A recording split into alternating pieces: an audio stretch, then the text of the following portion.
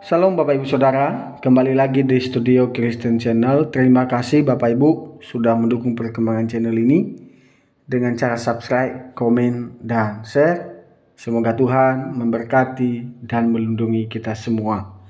Baiklah Bapak Ibu Saudara, kita akan melihat satu debat yang sangat menarik antara apologet Kristen Indonesia dan juga para polemikus Islam. Mari kita simak dan mendengarkan video ini.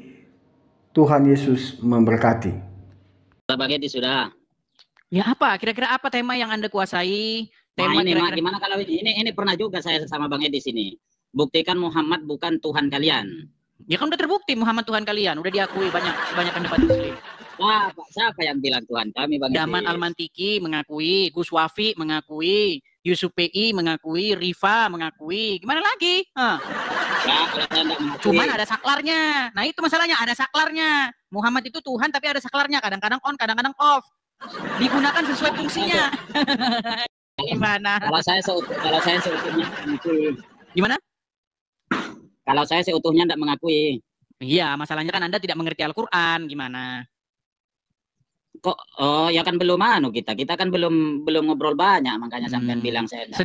Sedalam apa Bang Nurul Huda mendalami Al-Qur'an? Kemarin kan sudah mengakui bahwa Muhammad menyuruh seorang wanita untuk menyusui pria dewasa. Ayo. Belum pernah naik saya tema itu ke Bang Edis. Kemarin Nurul Huda nggak pakai baju, udah saya upload kok.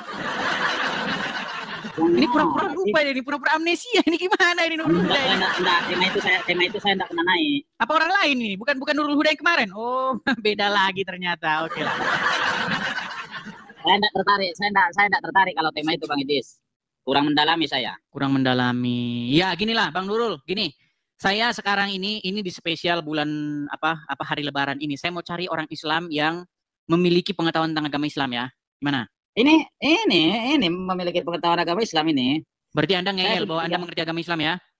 Saya sudah 3 kali masuk ke roomnya Bang Edi di sini. Oke, baik. Oke, karena dia bersikeras teman-teman, karena dia ngeyel, jadi kita lanjutkan. Oke, Bang Nurul Huda ya, tanpa berpanjang-panjang lagi ya. Kalau kami orang Kristen, tuh kan ada peringatan kan? Oh iya ya, saya matikan. Biar fokus. Ya gini, Bang Nurul Huda. Sebelum kita itu termasuk unggas, kita definisikan unggas itu apa, betul nggak?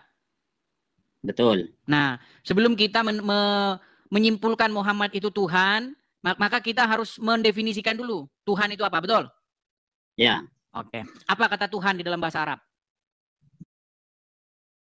Rob. Oke. Gini, masalahnya pendekar-pendekar Islam, pendebat-pendebat Islam itu sudah mengakui Muhammad itu Rob, Muhammad itu Tuhan. Jadi udah selesai. Nah, kalau saya tidak mengakui Bang Edi. Artinya orang Islam belum mufakat apakah Muhammad itu Tuhan atau tidak. Ya, makanya saya sarankan kepada umat Muslim, tolong dibentuk sebuah konsili tahun 2025 untuk menyimpulkan apakah Muhammad itu Rob atau bukan. Ya memang menurut saya memang bukan. Ya menurut Anda, menurut Muslim yang lain, Daman Al-Mantiki, Gus Wafi, dia Rob gimana? Bang Edi, saya ini orang Madura. Kita nggak ngomong masalah Anda orang mana, mau orang Aring juga nggak masalah. Sebentar, yang saya maksud sebodoh-bodohnya orang Madura pernah mondok di pesantren. Gus Wafi itu orang Madura loh. Gus Wafi itu mengakui bahwa Muhammad itu adalah Rob. Dia bukan referensi kita. Dia katanya orang Madura. Nah itu Gus Wafi orang Madura mengakui bahwa Muhammad itu Robnya gimana? Oh, enggak, kalau saya enggak. Apa alasannya Bang Edis kemudian kok mau menuhankan Nabi Muhammad? Karena kalian mengikuti tunduk, patuh, tahluk, ya sakmina wa ta'na, mendengar mengikuti apapun kata Muhammad. Makanya saya bilang kalian itu Rob, kalian itu Muhammad. Saya juga sama orang tua saya sami'na wa ta'na. Ya enggak. Kalau orang tuamu menyuruhmu untuk meninggalkan sholat, Anda ikuti enggak? Enggak ya berarti enggak sami'na wa ta'na. Bukan gitu, Bang. Gitu. Katanya, oke, apakah Anda mengikuti patuh tunduk kepada orang tua Anda? Ya, sami'na wa ta'na. Ketika orang tua Anda menyuruh maling motor, Anda lakukan enggak? Enggak. Nah, berarti enggak patuh, enggak tunduk. Iya, maksudnya itu Bang, sami'na wa ta'na dalam hal siratal mustaqim. Iya, intinya kamu patuh kepada orang tuamu itu hanya di bibir saja. Buktinya Anda disuruh nyolong motor sama orang tua nggak mau. Ah, berarti bohong, patuh sama orang tua. Ya bukan gitu juga. Sami'na wa ata'na itu dalam hal konteksnya Bang Edis itu adalah siratal mustaqim, jalan yang lurus. Ya sudah, intinya Anda boleh membantah orang tua Anda, betul? Betul, ya. Nah, tapi membantah Muhammad boleh nggak? Sejauh ini saya belum menemukan Nabi Muhammad itu. Enggak, bukan itu yang saya tanya. Muhammad boleh dibantah nggak? Boleh, selama. Boleh. Iya, kalau di Quran mana Muhammad boleh dibantah? Karena sejauh ini saya tidak membantah karena tidak ada yang bengkok. Tidak ada yang bengkok. Muhammad membolehkan orang Islam bohong. Nah, hukum dalam Islam Bang Edis, bohong itu boleh kalau Bohong menyelamatkan jiwa boleh. seseorang. Di Quran mana bohong boleh? Nah, itu tidak ada memang di Quran. Nah, makanya saya bilang Tuhan kalian itu Muhammad. Bukan begitu Bang Edis. Bukan begitu gimana? Saya kasih contoh dulu Bang. Kalian lebih mengikuti Muhammad ketimbang mengikuti Al-Quran gimana? Bukan gitu Bang. Apa yang disampaikan oleh Nabi Muhammad itulah isi Al-Quran. Oke, di dalam Al-Quran. Ya ayyuhallazina amanu. Wahai orang-orang yang beriman. Ucapkanlah perkataan yang benar, betul? Sedangkan Muhammad nyuruh orang Islam boleh berdusta dalam 3 perkara, betul? Mana yang lebih kalian turuti, lebih kalian taati? Al-Quran apa Muhammad? Mencret. Nabi Muhammad itu adalah penjelasan dari Al-Quran itu sendiri. Oke, kalau Al-Quran menyuruh mengatakan yang benar, berarti penjelasannya boleh berdusta, gitu ya? Bukan gitu Bang. Bang Edis salah. Anda sendiri yang bolak-balikin omongan. Sebentar. Kasih kesempatan saya dulu ngomong. Ayo. Begini Bang. Coba Bang Edis saya kasih contoh ya. Saya kasih contoh. Begini. Bang Edis terjadi kontak fisik dengan seseorang, kemudian Bang Edis sembunyi di rumah saya. Kemudian lawan kontak fisiknya Bang Edis mencari Bang Edis dan menanyakan kepada saya, apakah saya harus berjujur? Ketika berjujur ancamannya adalah jiwa, maka sebaiknya saya berbohong, katakan saja tidak ada. Nah, intinya karena kamu menuhankan Muhammad, makanya kamu bela-bela Muhammad walaupun ngajarin bohong. Bukan begitu Bang Edis.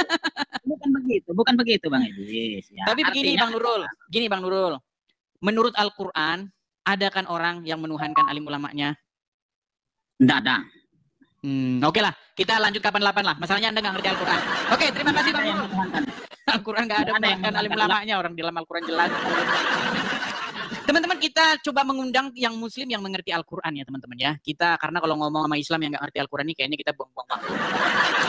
Oke, sekali lagi teman-teman ya, silahkan bagi teman-teman yang Muslim, mari ya kita sebentar. Kita invite dulu dia.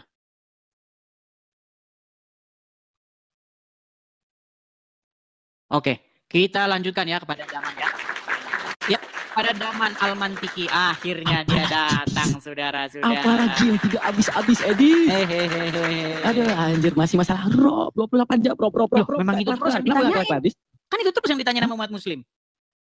Emangnya ada pertanyaan lain? Setiap orang saya pernah gini, ini jujur ya Daman ya. Saya pernah scroll begitu ya. Room Kristen saya liatin, saya intip. Setiap ada Islam datang, pertanyaannya cuma satu. Kak, saya mau nanya, apa buktinya bahwa Yesus itu Tuhan? Cuman itu aja pertanyaannya. Nah, sekarang saya buktikan bahwa Muhammad juga Tuhan, Tuhannya orang Islam. Nah. Ya. Yuk, gimana yuk Daman? Kita kira-kira misalnya aku ngomong gini, Dis. Aku ngomong kan. Andaikan Nabi Muhammad Tuhan, aku nggak mau Islam.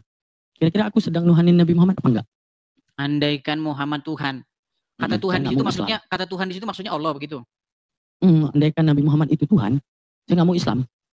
Kira-kira saya lagi nuhanin Nabi Muhammad apa enggak? Tapi Muhammad itu Rob. Nah, ya udah Rob kan bahasa ininya Tuhan gimana? Ya kan menurut kamu. Misalnya aku tanya, Dis, misalnya aku tanya sama kamu nih. Kepala kamu ada berapa, Dis? Kepala saya. Kepala ini badan ini. Ya satu lah.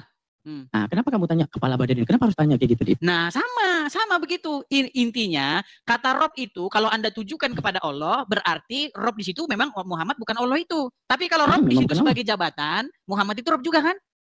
Iya, sama kayak gubernur. Sama kayak tadi, Dis. Aku tanya nih. Ketika Yesus Tuhan, kita hampir lupa Tuhan, Roh Kudus Tuhan. Kita sambil ngomong santai, Dis. Ini hari yang kudus. Ya? Hari yang kudus. Mau santai. Silakan, Dis. Ya. Apa namanya tuh? Misalnya aku nanya nih. Kira-kira Dis, kepala kamu ada berapa? Tanpa ada pertanyaan apapun. Kepala saya satu. Saya tanya ke kamu. Berarti Pak Prabowo bukan kepala kamu? Bukanlah, gimana? Prabowo bukan kepala saya. Dari mana zamannya Prabowo? Enggak, katanya kepala negara. Prabowo kepala negara, bukan kepala saya. Nah, saya tanya lagi nih. Gubernur kepala kamu bukan? Bukanlah. Nah, kenapa kamu bisa bilang bukan? Ya karena dia kepala saya ini. Gimana? Karena udah mulai bingung ya. Karena terstigma kepalanya kamu bahwa arti kepala adalah organ tubuh kan? Nah, kalau saya bilang arti kepala pemimpin boleh nggak? Boleh.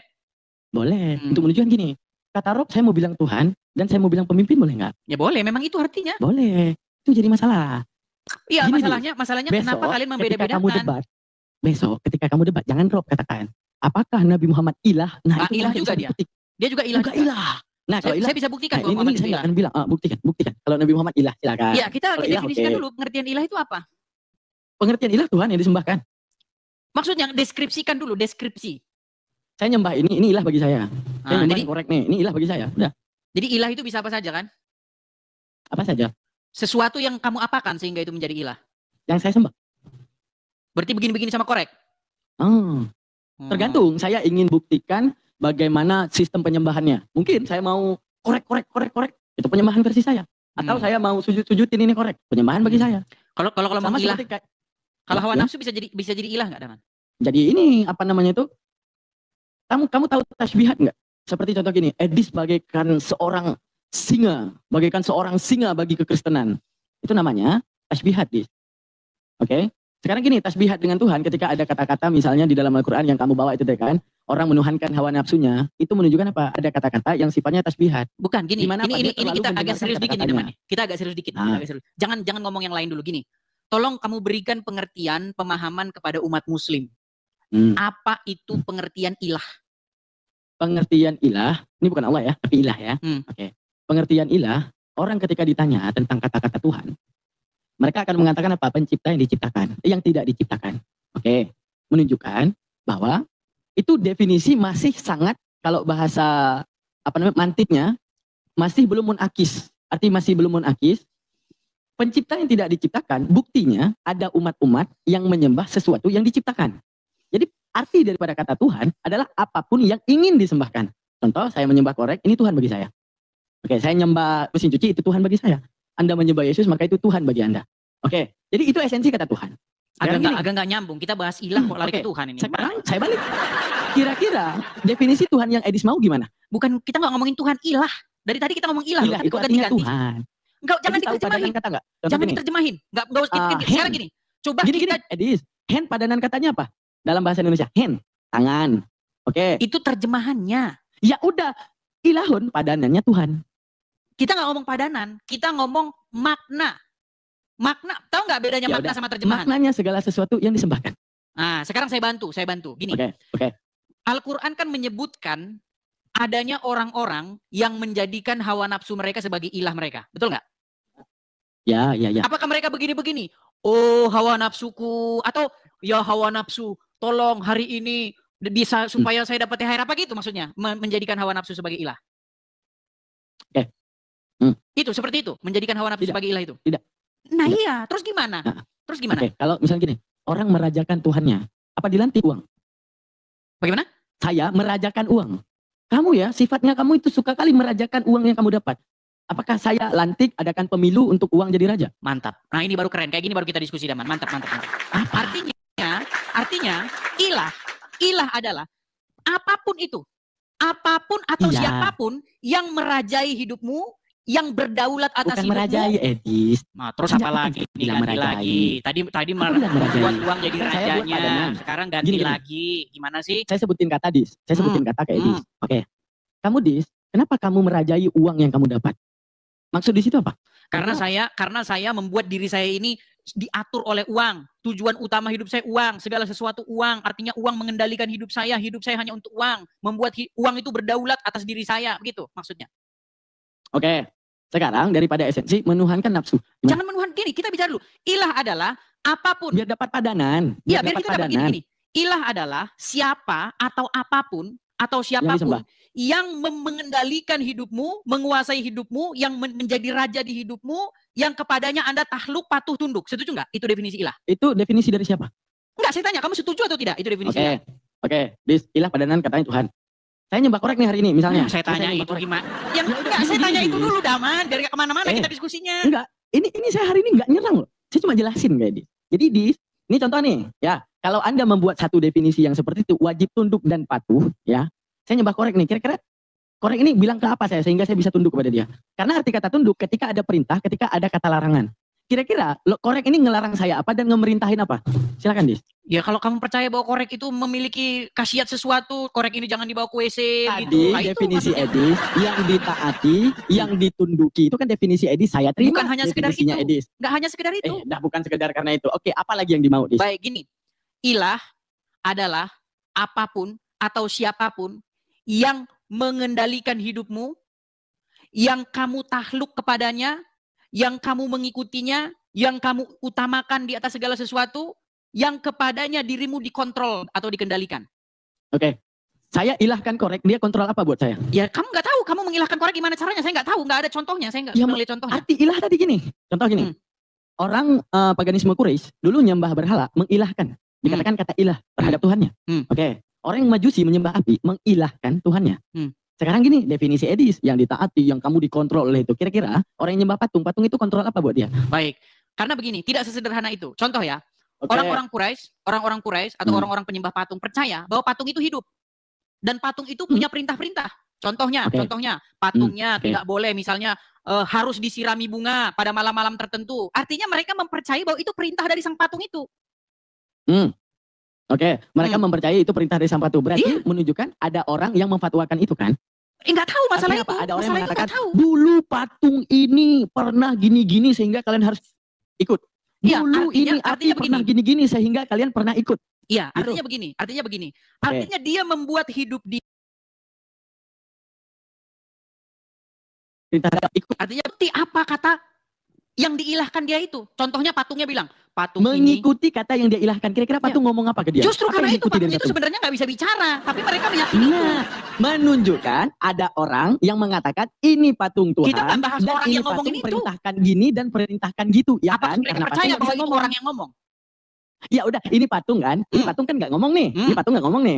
Yang ngomong orang nih kan? Oke, ini nggak orang tahu. ngomong. Masalah yang ngomong itu orang, mereka nggak meyakini itu. Mereka meyakini bahwa patung itu nggak tahu asal usulnya. Itu kan karena kebodohan mereka. Keluarga gua di sabar.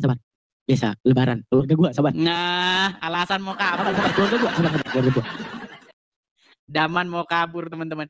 Jadi mereka ini akan mengeles dengan berbagai macam cara. Mereka akan mengeles dengan berbagai macam cara. Untuk apa? Untuk mereka ngeles bahwa Muhammad itu memang ilahnya mereka. Dis, sekarang gini. Kalau seandainya kita naikkan 1000 orang di tempat saya, 1000 orang di tempat Anda. Kalau Anda mengatakan Yesus bukan Tuhan, mereka marah kan? Oke. Sekarang pertanyaan saya, Dis, kenapa ketika saya bilang Nabi Muhammad bukan Tuhan, umat Muslim nggak ada yang marah? Kenapa nggak marah? Baik, mau saya jawab? Oke, baik. Silakan. Kamu tahu nggak argumentum et populum? Apa itu? Ya, ini kalau bahasa kerennya itu istilahnya appears to popular, ya kan? Artinya argumen itu dianggap benar karena banyak orang meyakini itu benar. Itu nggak bisa, pola pikir itu logical fallacy, kayak catatan berpikir. Kalau memaksakan sesuatu yang tidak dipercaya, logical fallacy nggak kira-kira? Bukan, kita nggak membicarakan mengenai yang kan dipercaya. Logical fallacy. Kamu bilang karena enggak, saya paham maksudnya, karena udah terlanjur dibilang Nabi Muhammad bukan Tuhan, tapi sebenarnya adalah Tuhan, maka dipercaya karena banyak yang ngomong seperti itu. Saya terima. Oke. Saya tanya, meyakinkan sesuatu yang tidak diyakini, kira-kira logical fallacy nggak? Nah, sekarang saya tanya sama, itu logical fallacy juga. Logical fallacy juga. Contoh, sebagai contoh.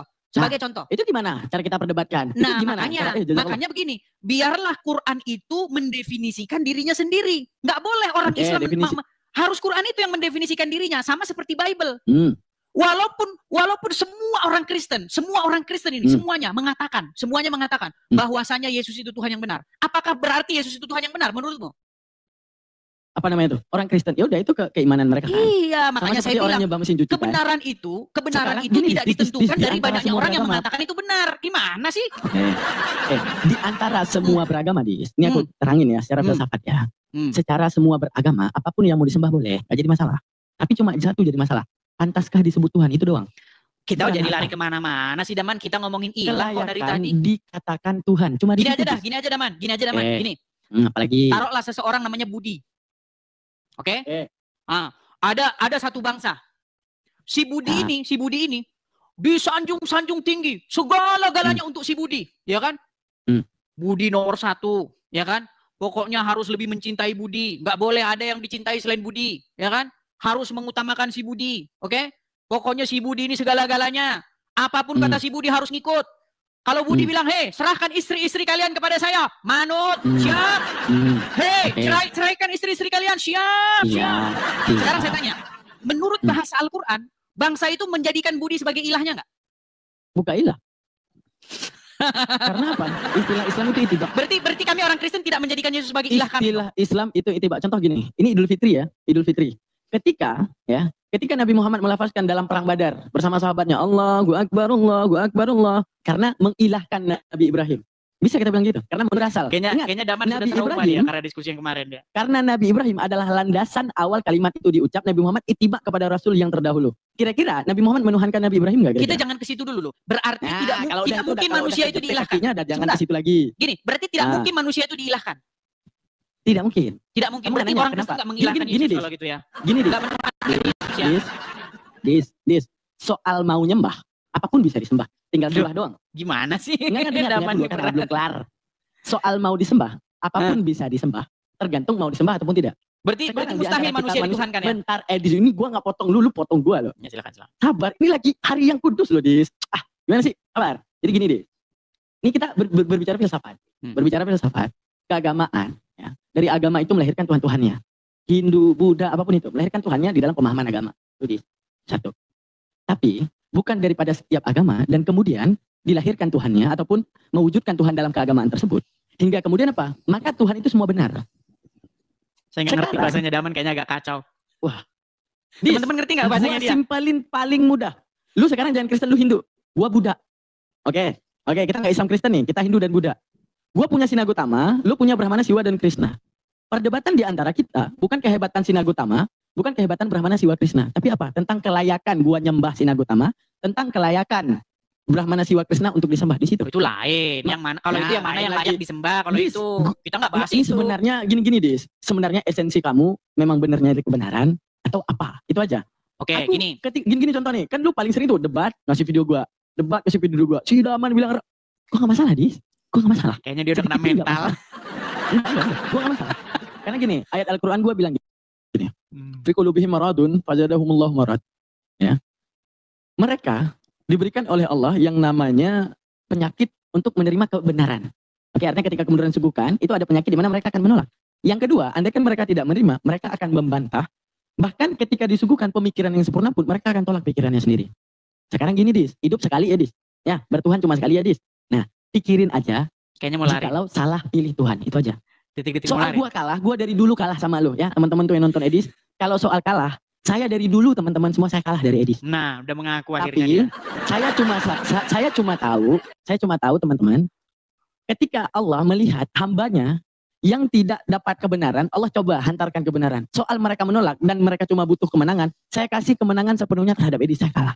Itu doang. Oke, kalau Daman sudah mengakui Islam, saya jelasin. Terima kasih Ya, kalau Daman sudah mengakui kalah. Begini Daman, Oke. berarti mustahil manusia itu dituhankan ya? Benar. Berarti nggak ada manusia yang dituhankan? Benar. Berarti orang Kristen juga tidak Sekarang menuhankan gini. Yesus? Oke, sekarang kan kembalikan pertanyaan. Dis, kelayakan seorang manusia disembahkan dari mana, Dis? Ini Kan gimana tadi sih kita tidak ngobrolnya layak, nih ya? Daman? Berarti tidak ada Dengar satu dulu. kaum. Premis saya, ya. Sebentar Daman, Manusia dari tadi kan kamu udah tidak ngomong terus nih, layak saya dengerin disembah. terus. Itu premis saya. Dari tadi kamu Premis udah Anda, ngomong, dari tadi kamu udah ngomong dengar terus dulu. nih, saya dengerin terus nih. Enggak, kita sepakati judul. Premis Anda, manusia layak disembah. Kita akan berdebat. Oh, nanti kita bicara ke situ. Nanti kita bicara ke situ. Ya, Berarti ada nggak satu kaum yang menuhankan manusia? satu kaum. Itu Kristen.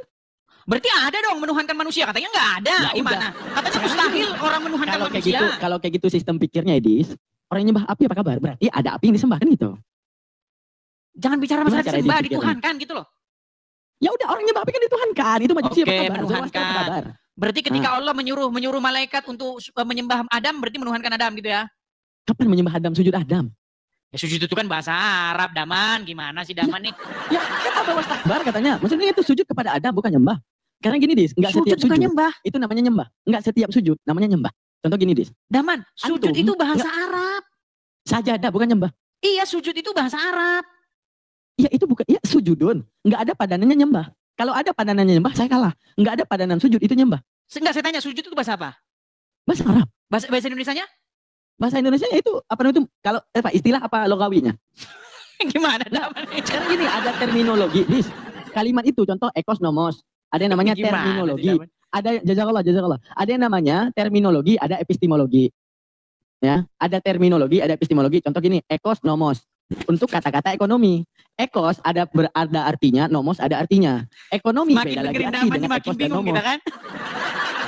Daman, Nggak, maksudnya pelan-pelan ini loh. pelajaran saya terlalu tinggi ya, Pelan-pelan. Dis. Nggak, gini. Gini, Pelajaran sujud saya itu kira-kira bahasa menurut Arab. Edis terlalu tinggi apa gimana, Dis? Nggak, Gini, saya sujud jujur itu ini. kan bahasa Arab. Iya. Bahasa Yalah, Indonesianya bahasa apa? Arabnya lah. Bahasa Indonesianya? Ya udah. Nggak, biar kamu percaya. Sajadah artinya. Sujud itu bahasa Indonesianya menyembah, Daman. Ya, oke. Sajadah, apa namanya tuh?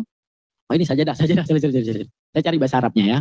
Oke, biar kamu tahu. Nggak, tapi Edis tahu epistemologi dan terminologi nggak? Itu paling penting deh. Makna dari sebuah kata.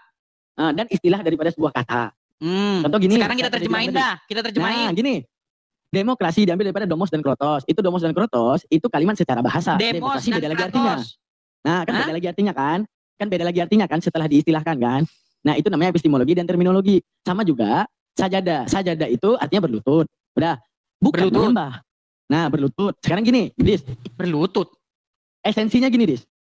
Kalau misalnya- berlutut itu setahu saya lututnya nempel kaki, enggak Ya udah, sama itu dahinya. kan terminologi. Gini aja. Aduh, Edis, Coba, ini termino coba itu buka. Edis termino. Coba buka kamus Terminologi. bahasa Indonesia. Coba sujud itu apa bahasa Indonesianya? Ya udah, sujud KBBI, oke. Kadang-kadang mereka ini teman-teman, mereka ini pakai Oke, bahasa Arab, berlutut nggak mau serta meletakkan nerjemahin. dahi ke lantai. Ini jelas ya depan ini ya, apa di sujud? depan komputer. Nah. Saya nggak akan bohongin kamu. Edis. Nah, Dibalikin. sujud.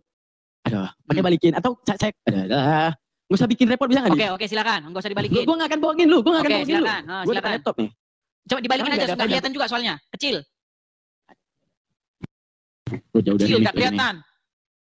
Nggak apa-apa, Apa? nggak usah dibalikin ke laptop lah. Saya percayalah sama kamu lah. Saya Berlutut percaya lah. serta meletakkan dahi ke lantai. Ah. Nah, pada waktu sholat, lu baca sendiri dah. Oke, Pernyataan. sujud menundukkan adalah kepala. sebuah Ah. gerakan meletakkan dahi ke lantai, betul? Ya, Oke, coba sekarang menyembah, lihat KBBI. menyembah. Sabar. Saya nggak akan bohongin kamu, Di. Senang aja. Mana? Ini nggak gue balik lagi, gue baca ya. Kalau nggak percaya, lu buka sendiri dah. Enggak, saya percaya, ayo. Ah. Menyembah KBBI. Pernyataan hormat dan khidmat dinyatakan dengan cara menundukkan, menangkupkan ini nanti dibilang gua nggak baca kayak sebenarnya nih. Kalau ini gua harus kasih nampak, nanti takut ya kan? Takut salah lagi. Dah, dinyatakan dengan cara menangkupkan kedua belah tangan atau menyusun jari 10 lalu mengangkatnya hingga ke bawah dagu atau dengan menyentuhkan ibu jari ke hidung. Nah, gini berarti. Terus? Gue nggak tahu ini KBBI ya. Menghormatkan sembah dan nggak ada. Lalu baca sendiri dah. Gak ada kalimat pentingnya. Pokoknya sujud nggak ada di situ. Iya, gini-gini kan nyembah itu kan? Nah, itu versi kan ini orang-orang berhalawan kan gitu. Loh, makanya saya bilang nggak usah ngomong menyembah. Menuhankan. Ya udah, Dis. Itu dari tadi Dis. kita bahas menuhankan kok. Hal yang paling mudah itu, Dis. Gini. Kita jadi Apa buntu namanya ini itu? kalau ngomong sama Sebenarnya mereka gini. ini. Hal yang paling saya ingin ya dari Edis itu gini. Alasan kami menyembah Nabi Muhammad apa? Saya pengen tahu itu. Ya, yang bilang kalian menyembah Muhammad siapa? Oh, berarti nggak nyembah. Menuhankan, udah dibilang menuhankan kok. Berarti menuhankan dan menyembah beda. Ya beda, kalau nyembah itu begini-begini. Gubernur aja ada di Lampung, dengar. Di Lampung waktu zaman saya sekolah, itu ada yang namanya tari sembah. Itu kalau bupati datang, gubernur datang, ya mereka ada tari sembah itu. Mana? Sembah itu nggak lebih daripada gerakan Berarti badan. kesimpulannya nggak boleh kita ngambil gini nggak, Dis? Setiap yang disembah bukan Tuhan dan setiap Tuhan tidak patut disembah. Boleh nggak gitu? Nggak bisa begitu. Nah, tadi katanya beda. Begini loh, Daman. Artinya Poinnya sama. begini loh. Poinnya itu begini. Saya itu melihat kalian-kalian dari APII. Tiap hari oke. kalian itu bilang, kenapa kamu menuhankan Yesus? Sementara kalian menuhankan Muhammad. Nah, kamu sudah mengakui Muhammad itu Robmu. Terus gimana kalau kayak begini, Daman? Ya udah, Artinya kan ya kalian udah. gak ngaca Lu kalau ngambil begini caranya. Lu ngambil kesimpulan ketika saya bilang Nabi Muhammad Rob sebagai Nabi Muhammad Tuhan dari mana, Dis? Karena Rob itu Tuhan. Berarti setiap Rob Tuhan. Iyalah gimana? Ya, oke. Ketika orang Arab nyebut Rabbul Balad, itu gimana? Apa Rabbul artinya? Balad, apa namanya itu raja wilayah. Iya, Tuhan dari wilayah itu dia. Oh, Tuhan Tuhannya yang di wilayah wilayah itu kan. Iya. Mantap. Oke, ketika disebut gini, Rabbul Mal, pemilik harta. Iya. Berarti yang jadi Tuhannya apa? Saya Tuhan dari harta itu. Atau Tuhan dari harta itu sama ya. Oke. Tahu. Contoh nih, contoh saya kasih contoh. Ini mouse ini, ya kan? Nah, saya adalah Tuhannya mouse ini. Saya pemiliknya. Saya tuannya dia, saya pemilik dari mouse ini, Tuhannya. Oke. Ya kan? Kira-kira mouse itu ngakui nggak kalau kamu Tuhannya? Orang udah mati kok. Iya. Memang begitu pengertian Rob itu, gimana? Sama kayak mouse itu tidak mengakui kamu Tuhannya, sama seperti kami tidak mengakui Nabi Muhammad sebagai Tuhan. Iya, tapi kan kamu mengakui Muhammad itu Robmu, gimana? Itu Muhammad kan Robmu. Ya, apa yang jadi masalah? Seperti saya bilang tadi. Masalahnya kita gini. masalahnya bahas-bahas terjemahan, Damat. Ngapain pakai terjemahan sih? Ya, ini yang saya bahas tadi bahasa Arab. Coba, Yang Tuhan itu ada nggak? Ada nggak huruf TUHAN dalam bahasa Arab? Nggak ada. Nggak ada, itu terus ngapain Tapi punya diterjemahin? padanan. Ngapain diterjemahin? Ngapain diterjemahin? Ini orang emang aneh. Lu bertanya. gimana? Katanya saya jelasin kami keanehan antum. bukan umat terjemahan. Giliran Giliran keanehan dikembalikan ke bahasa aslinya kamu nggak mau. Gimana? Dis, pikir aja mikir. Gini Dis. Ya. God. Oke. Nggak usah pakai God, pakai bahasa aslinya. Pakai bahasa aslinya yuk. Gimana? Oke. Pada sakit Gua kepala ini dia. ikut lu aja dah. Gua ikut lu aja dah. Gini Daman, gini. Gimana? Gimana? Kamu setuju nggak? Pendekatan buku sebuah buku. Setuju nggak kamu? Benar. Benar. Kalau buku Sekarang kita gini. wajibnya bahasa belajar tahu. Oke, Kalau begini. nggak tahu siratan makna. Oke begini, Yesus itu adalah kurios. Oke? Hmm. Nah, Muhammad adalah Rob kalian, betul? Betul. Nah, Bapa di dalam iman kami yang mengutus Yesus juga kurios. Udah. Nah, kalau pertanyaannya begini, ada berapa kurios? Ya 2. Ya. Nah, sekarang saya tanya, Muhammad adalah Rob. Allah adalah Rob. Berarti ada berapa Rob? Ada 2 Rob. Iya sudah. Terus kenapa kalian gini loh? Kenapa kalian mempermasalahkan? Gini, Kalian bermasalahkan. Tuhan Karestek 3, Rob orang Karestek 3, Robmu 2 aja kalian gak ribut kok. Gitu loh. Iya. Saya Coba tanya nih. gimana? Oke. Hmm. Pak Prabowo kepala bukan? Kepala negara. Ya. Yang di atas lehermu kepala bukan? Ya. Nah, ada berapa kepala? Kepala dalam pengertian badan. Nggak usah Satu kepala dijelasin, dalam ada berapa pengertian kepala? negara. Satu. Ada berapa kepala? Ada berapa kepala? 2. 2. Apa yang jadi masalah dari hal tersebut? Nggak ada yang jadi masalah bagi orang yang Ya udah, kenapa Rob itu jadi masalah? Karena kalian mempermasalahkan Yesus Tuhan, Roh Kudus Tuhan, Bapa Tuhan. Lah sedangkan kalian nggak masalahkan Muhammad Rob, Allah Rob gimana? Maksud saya begini loh, Daman, gini. Apa tujuan saya membuat pengertian dalam diskusi ini? Gini loh, supaya kalian itu berhenti, kalian itu bilang kalian mempermasalahkan Yesus Tuhan, Roh Kudus Tuhan, Bapa Tuhan, berarti 3 Tuhan. Lah kalian Allah Rob, Muhammad Rob, berarti 2 Rob nggak masalah, 3 Rob masalah. Tadi Pak Ini Prabowo gimana kepala, namanya, Daman? Edis juga punya kepala. Ada berapa kepala? 2. Ada yang masalah nggak di situ? Enggak Sebenarnya masalah. nggak jadi masalah. Kalau kamu paham, saya paham, nggak jadi masalah. Sekarang begini, kenapa kamu mempermasalahkan? Gini, Gua nggak nanya balik. Gua cuma bukan, puterin kata-kata lu teman-temanmu, aja. Lu teman-temanmu nggak malu. orang Nggak, maksudnya kafir gini. ini, Lu nggak malu ini. Lu nggak malu ini. nggak malu ah? Nggak malu bagaimana? Lu ini nggak malu. Kayak tadi gini. Lu di antara Pak Prabowo lu bilang kepala dan yang di atas leher lu bilang kepala, itu lu nggak masalah. Ketika Nggak Rob masalah, itu karena saya dipakaikan ke mengerti. Tuhan, ketika Rob itu dipakaikan ke apa namanya itu ke Nabi Muhammad, itu lu jadi masalah. Ketika Kurios jadi dipakaikan masalah ke begini, apa Daman. tuh sang bapak dan Kurios dipakaikan kepada Yesus, itu lu nggak jadi masalah. Itu Nggak jadi gimana? masalah, Cara kalian yang bikin pikirnya masalah. Gimana? Kenapa Kali- pikiran kita kalian itu bisa geser ke mengatakan- kiri sekali, bisa geser ke kanan sekali? Itu karena Gini Daman, gini. Kenapa kalian mempermasalahkan kalau Yesus itu kurios, Bapa itu kurios, Roh Kudus itu kurios? Kenapa kalian mempermasalahkan kalau orang nggak ada Kristen yang punya 3 masalah di kurios? situ. Nggak ada yang masalah. Teman-temanmu, si Cuma dan kawan-kawan. Ketika Kurios itu dipakai kepada Yesus, itu yang kita pertanyakan. Kurios dipakai kepada Tuhan pencipta langit dan bumi, saya nggak akan pertanyakan.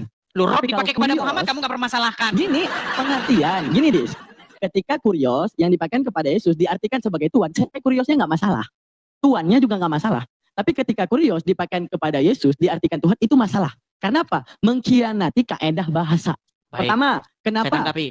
Enggak, dikit-dikit. Belum selesai. Argumen siap tuh, Edis lanjut. Oke. Belum selesainya gini, Edis. Apa namanya tuh?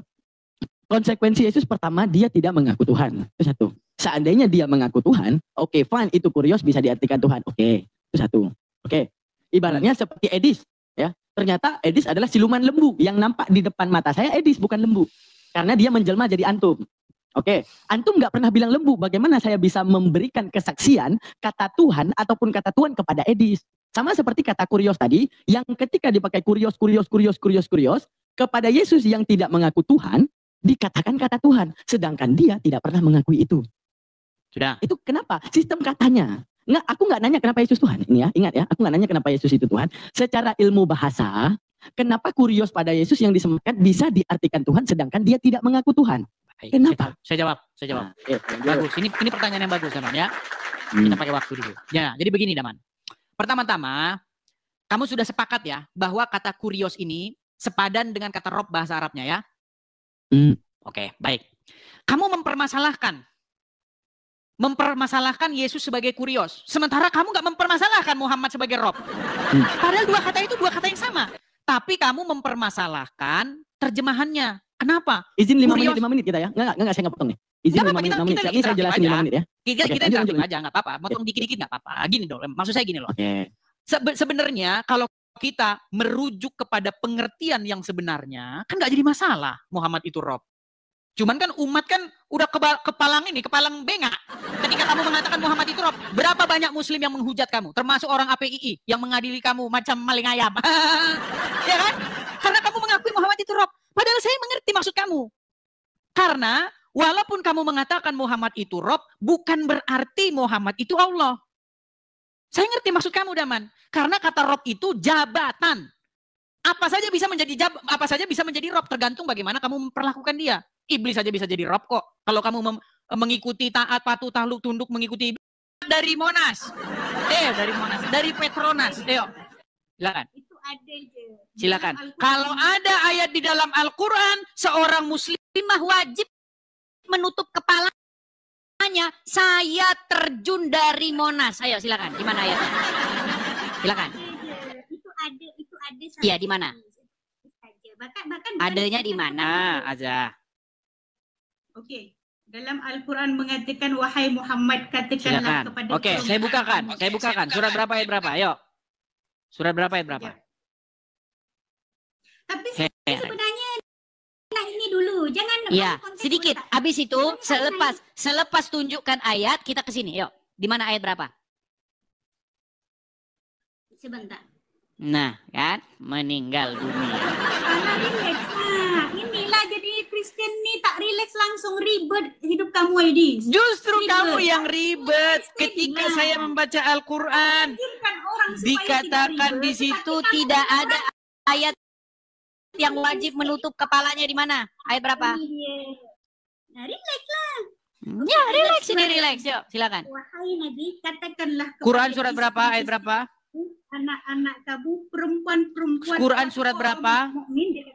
Hendaklah. An-Nur berapa? Surat Al-Ahzab ayat 59. Al-Ahzab 59. Baik ya, kita bukakan di sini. Al-Ahzab 59. Ya, silakan dibaca di situ. Silakan. Wahai Nabi, katakanlah kepada istri-istri kamu, anak-anak perempuan kamu, juga istri-istri semua orang mukmin, hendaklah mereka menutup jilbab kalian ke seluruh tubuh. Bukan setakat kepala yang Edis mention saja, tapi keseluruhan tubuh ini wajib ditutup supaya setan tidak menjadi. Baca. Supaya setan-setan nggak ada. Hendaklah mereka mengulurkan hijabnya, mengulurkan jilbabnya ke seluruh tubuh mereka. Yang demikian itu supaya mereka lebih mudah untuk dikenal. Perhatikan, tujuannya supaya mereka lebih mudah untuk dikenal. Karena itu mereka tidak diganggu. Dan Allah adalah Maha Pengampun lagi Maha Penyayang. Betul? Hebat kan Allah gitu kan? Oke, baik. Jadi tujuan pelan Azza. Aduh. Azza, pelan-pelan. Apakah saya boleh ngomong? Boleh saya bicara? Baik. Saya ini sebenarnya ingin mendidik orang-orang Islam. Begini ya Azza ya. Ini ayat ini berbicara, latar belakang ayat ini adalah sehubungan dengan Umar ibn Khattab. Tahu? Ini adalah sarannya Umar ibn Khattab, betul? Bagi saya bukti bahwa Baik. Umar bin Khattab. Baik. Baik. Ini baik. Nuzul daripada kalam Baik. Sabar ya. Oke, sabar. Aduh, ini sayangnya ini. Buktikan bahwasanya surat Al-Ahzab ayat Baik. 59 ini kalam daripada Umar bin Khattab. Baik. Sabar ya. Ada Al-Ahzab 59 merupakan kalam daripada Umar bin Khattab. Saya terjun daripada Munas. Oke, baik. Kalau asbabun nuzul tidak ada masalah lah. Tetapi kalau kamu klaim bahwasanya Al-Ahzab 59 ini kalam daripada Sayyidina Umar, memang no brother, no neighbor. Baik ya, baik. Oke, kita akan bukakan sebuah hadis ya. Lari ke hadis, sekarang lari ke hadis. Berarti oke, tidak. Berarti enggak percaya kepada hadis? Enggak percaya kepada hadis? Percaya, saya tak, it's okay, just Okay, one. baik. Tak ada different pun, tak ada contradict between Al-Quran dengan Al-Hadis. Sebab Okay. Al-Hadis tubayin lil Quran. Baik.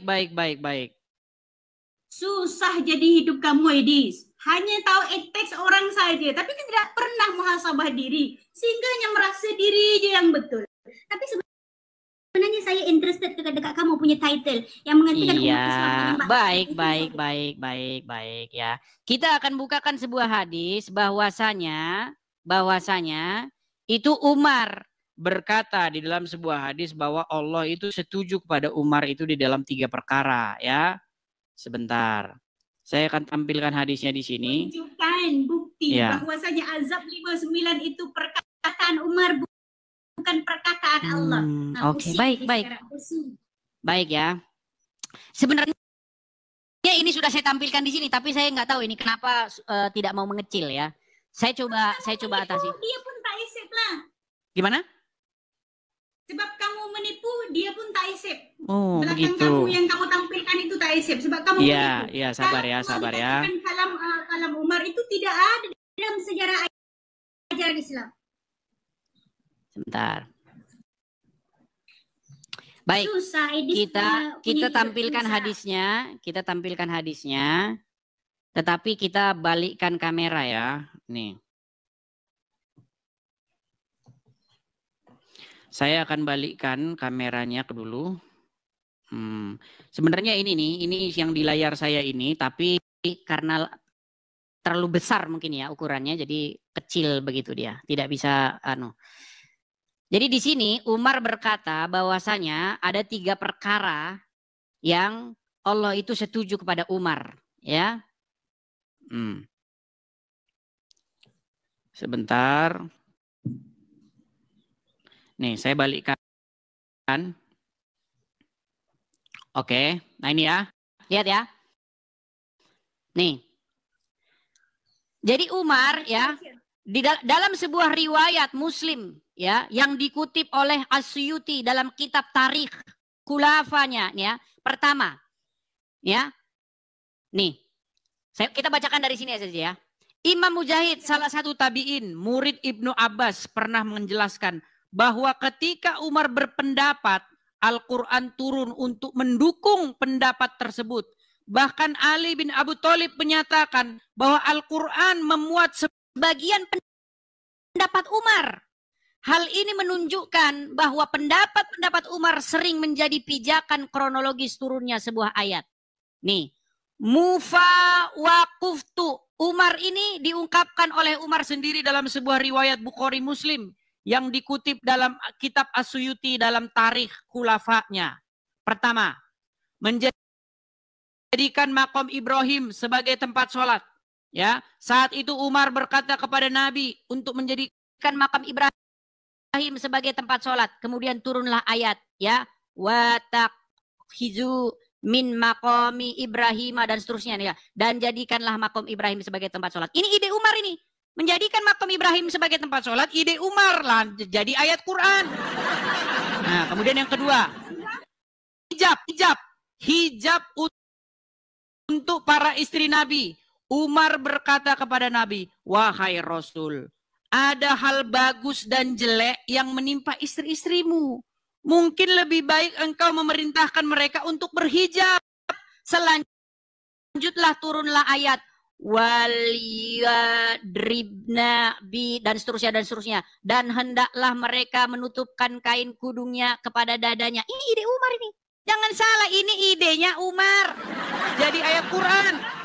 Terus yang ketiga, ketika istri-istri Nabi saling cemburu, termasuk putri Umar yang bernama Hafsah. Melihat hal itu, akhirnya Umar memberikan nasihat kepada Hafsah untuk tidak berlaku demikian. Karena bisa jadi Nabi akan menceraikannya dan diberikannya ganti dari Allah dengan istri yang lebih baik darinya. Setelah Umar menasihati putrinya, turunlah ayat Quran dengan kalimat seperti ini, ayat Al-Quran ini.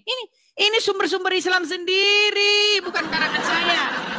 Jadi makanya pernah saya bilang, di dalam ada satu buku itu berjudul Lubang Hitam Agama. Judulnya berjudul Lubang Hitam Agama. Bagaimana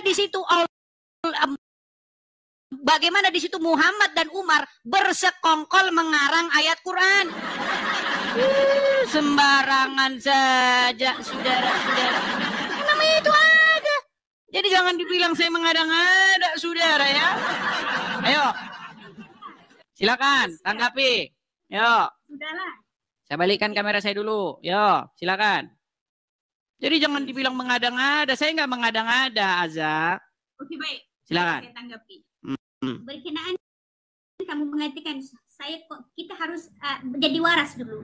Harus jadi waras. Menggunakan akal ini harus menjadi orang waras dulu, Edis. Poin pertama yang kita timbulkan di dalam pembahasan kita, kamu mengatakan kepada Azza, mana dalil daripada Al-Quran mengatakan bahwasanya perempuan di dalam Islam ini harus menutup aurat begini. Jadi saya tunjukkan. Bukan menutup aduh, Azza ini yang dibahas apa yang Iyalah, di dalam Islam kepala ini sebahagian daripada aurat. Sebab kamu membahas tentang Islam, maka kamu harus ikut bahasa orang Islam, begitu.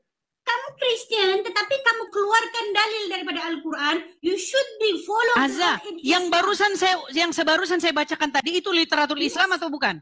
Yes, oke, baik. Oke, benar nggak? Umar itu menjadi ayat-ayat Al-Quran. Kamu tidak kenik di dalam explain ayat surat Al-Ahzab ini tidak kenik dengan apa yang dikatakan oleh Sayyidina Umar. Azza, sebentar. Aduh, Azza ini. Ayo silakanlah. Kita kasih kesempatan dia dulu. Nanti kita di bidang nggak kasih kesempatan. Silakan. Macam ini kan nice. Kamu harus menghormati tetamu lah. Saya ini tetamu. Oke. Tadi kamu di awal cerita mengatakan bahwasanya surat Al-Ahzab ayat 59 itu merupakan kalam Umar, bukan daripada kalam Allah. Saya bagi tahu kepada kamu, buktikan bahwasanya Ahzab itu merupakan kalam daripada Sayyidina Umar. Kalau masalah azbabul wurud ataupun Sayyidina Umar mengatakan wafaqtu, Allah bersepakat, itu tidak ada masalah. Itu namanya azbabul nuzul. Azbab penyebab daripada kenapa ayat ini turun bukan bermakna Umar berkata yang ini. Ayat ini tetap kalamullah, tetapi penyebab turunnya ayat ini adalah perkara yang terjadi kepada kalam-kalam Sayyidina Umar di dalam hadis. Berarti tersebut. idenya siapa? Ini beza, brother. Berarti idenya siapa? Idenya datang dari siapa? Itu bukan idea. Loh. Bentar, saya tampilkan lagi ya, sebentar. Nih, saya udah ketemu hadisnya, sebentar. Ataupun mengesofkan permasalahan. Sebentar, saya sudah ketemu hadisnya, Azza. Saya sudah ketemu hadisnya. Azza, lihat ini hadisnya, Azza. Lihat. Nih ya hadisnya, sebentar. Nih. Dari Ibnu Umar, dia berkata, Umar bin Khattab pernah berkata, sesungguhnya pendapatku pernah disetujui oleh Allah dalam 3 hal, yaitu tentang makom Ibrahim, tentang peristiwa hijab, dan tentang tawanan perang Badar. Hadis riwayat Muslim nomor 4412. Nah, kita fokus di masalah hijab ya. Nah, jadi dalam sebuah riwayat pernah suatu saat Umar bin Khattab ya itu melihat perempuan-perempuan mukmin, ya, itu mereka buang hajat. Nah, ketika mereka buang hajat, ya, untuk membedakan yang mana yang perempuan-perempuan mukmin dengan yang budak-budak, Umar bin Khattab memberi ide karena pada waktu itu budak-budak tidak memakai kain penutup dada. Mereka kalau jalan, mohon maaf nih, susunya gandul-gandul. Itu memang begitu. Dulu pada waktu itu budak-budak dengan perempuan merdeka dibedakan dengan cara, mohon maaf nih, saya mohon maaf ya, susunya. Karena kalau budak-budak dia tidak tutup itu susunya. Tapi untuk perempuan-perempuan mukmin mereka pakai kain penutup. Makanya supaya mereka bisa dikenali. Itu makanya ayat itu berbunyi, hendaklah mereka mengulurkan ke seluruh tubuh mereka supaya mereka bisa dikenali. Dikenali dari mana? Dari mana yang budak, mana yang merdeka. Aduh, ini kamu kurang belajar agama Islam. Nah, sekarang saya tanya dulu Aza, betul nggak itu yang saya bilang? Betul nggak? Tidak betul. Tidak betul katanya. Conviction tidak betul. Masalah hadisnya betul. Dia punya terjemahannya juga betul. Tetapi kenik itu, murad dia tidak betul. Maksud daripada yang kamu kata, oke, gimana bunyi hadisnya? Coba bunyi hadisnya gimana? Sebentar, bunyi hadisnya gimana? Kamu mengatakan itu idea daripada Umar, bukan? Begitu. Sebentar. Saya tanya dulu. Kalau begitu bunyi hadisnya seperti apa? Saya mau tanya. Bunyi hadisnya seperti apa? Kalau begitu apa? Begitu apa? Tadi kan sudah saya bacakan. Suatu waktu Umar melihat ada perempuan-perempuan mukmin, mereka sedang buang air besar, betul nggak? Oke, sudah. Coba bacakan gimana? Misunderstanding kamu di dalam. Jangan bilang misunderstanding dulu. Gini, Aza, jangan bilang misunderstanding. Coba kau bacakan. Aduh, berat ini. Gimana nih Aza ini? Coba bacakan dulu bagaimana Umar bin Khattab dia melihat istri-istri Nabi atau perempuan-perempuan mukmin mereka buang air besar. Coba. Oke, sekarang sebelum saya saya ini Anda bilang saja, Anda tidak tahu perkara itu. Kalau tidak tahu nggak apa-apa, biar saya jelaskan. Arti tersebut tidak ada masalah, tetapi yang harus diluruskan kepada kamu. Ini Aza ini nggak tahu, bilang aja. Aza, kamu tahu nggak cerita bagaimana istri-istri Nabi, bagaimana perempuan-perempuan mukmin mereka buang air besar? Saya bacakan saja ya. Ini nampaknya dia ini ngeyel. Ini keras kepala dia ini. Saya bacakan ya. Saya punya maksud dulu lah. Saya sudah dengar hadis tersebut. Oke, coba bacakan. Coba bacakan. Saya sudah tahu hadis tersebut. Iya, sebelum biar umat tahu, coba bacakan. Kan tadi kamu sudah baca wa akhraja Muslim. Ini saya sudah jumpa hadis tersebut. Oke, coba gimana? Bacakan dulu biar umat tahu. Ini banyak umat yang nggak tahu apa-apa ini. Mereka tidak tahu apa-apa. Makanya saya bilang mereka masih Islam itu karena mereka nggak tahu apa-apa. Coba bacakan. Bukan, saya tidak bercerita. Apakah kamu malu untuk membacakan kenyataannya bahwa yang kamu pakai itu adalah seragam buang air besar? Ayo, coba. Yang menjadi masalah. Loh. Aza. Yang pakaian yang kamu pakai itu adalah pada waktu itu untuk membedakan supaya ketika kamu buang air besar, kamu bisa dibedakan dari budak-budak. Coba ayo. Sudah, bukan. Coba bacakan riwayatnya yuk. Begini. Saya harus luruskan dulu. Tidak perlu. Jangan kalian bangga dengan pakaian. Lihat nih pakaian seorang muslimah. Jangan bangga dulu. Riwayat mengatakan karena itu pakaian dulu dipakai untuk membedakan mana perempuan merdeka, mana budak. Edis, memang saya bangga sebagai Muslim. Saya tertutup berbanding orang yang free. Free dilihat. Apa orang kata, kalau Indonesia kata free apa? Free apa? Free tanpa bayar atau apa Indonesia kata? Gratis, percuma, sama itu. Gratis. Terus. Mana boleh tubuh saya tidak gratis, brother. Tidak gratis. That's why saya tutup. Ini gimana kok malah bahas itu? Itu kata orang Islam zaman sekarang, tapi sejarah nggak bilang begitu. Mana? Bilang begitu. Di dalam tafsir bilang begitu. Itu kamu yang kata, tetapi Nabi saya bilang begitu. Saya lebih percaya Nabi saya atau percaya kamu? Tidak lah. Justru kamu tidak percaya dengan Muhammad. Nih, saya bacakan saja ya. Masalahnya kamu tidak percaya loh. Gini, Aza, seandainya kamu percaya, kamu akan mengiyakan apa kata saya. Sebentar, saya akan bacakan saja hadisnya kepada kamu ya. Nih. Itu harus luruskan satu one by one dulu. Sebentar, saya akan bacakan hadisnya sama kamu nih. Satu masalah belum settle. Aduh, gimana ini kalau kayak begini nih? Nih, saya bacakan saja nih Aza ya. Nih Aza. Nih Aza. Coba nih Aza. Coba saya bacakan nih ya nih. Umar bin Khattab pernah berkata kepada Nabi Shallallahu Alaihi Wasallam, tolong perintahkanlah kepada para istri Anda untuk berhijab. Aisyah melanjutkan, namun beliau tidak melakukannya. Sedangkan istri-istri Nabi Shallallahu Alaihi Wasallam juga biasa keluar pada malam hari ke tempat buang hajat. Maka istri beliau, ya, Saudah binti Zam'ah keluar. Ia adalah wanita yang berpostur tinggi. Lalu Umar bin Khattab melihatnya ketika ia berada di majelis. Saudah, kami mengenalmu. Sesungguhnya Umar menegurnya hanya karena dia ingin semoga ayat hijab segera turun.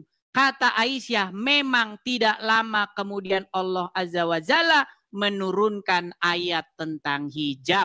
Hadis riwayat Bukhari 5771. Jadi ceritanya itu gara-gara buang air besar. Aduh, kamu nih nggak percaya. Ini masalah latar belakangnya itu seragam yang kau pakai, yang kau bangga-banggakan itu cerita masalah buang air besar. Oke, sudahkah? Ayo, masih nggak percaya lagi? Oke, saya kasih saya kesempatan lah. Silakan. Aduh, berat, saudara-saudara. Coba ayo. Baik-baik. Sekalian di sini, jangan terprovok kepada uang-uang yang menjelaskan tentang ayat. Jangan curhat Aza, kamu jawab saja aja, kamu malah curhat. Relax lah.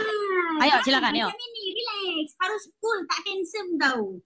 Oh, adalah Hedis tak handsome. Saya sudah handsome Aza. Saya sudah handsome dari dulu. Saya sudah handsome dari dulu. Silakan, ayo. Jawab saja, ayo. Silakan. Oke, baik. Oke.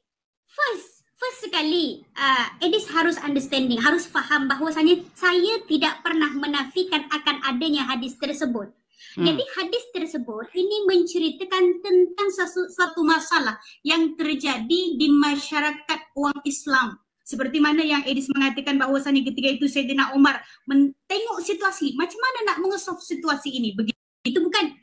Jadi dia nampak ketika itu yang sama lah. Dia nampak ketika itu seorang perempuan, dia pergi tapi dalam keadaan tidak menutup aurat. Sehingga di situ Sayyidina Umar merasa risih, tak macam Edis. Kalau Edis mungkin free. Ini barang apa tadi? Free apa?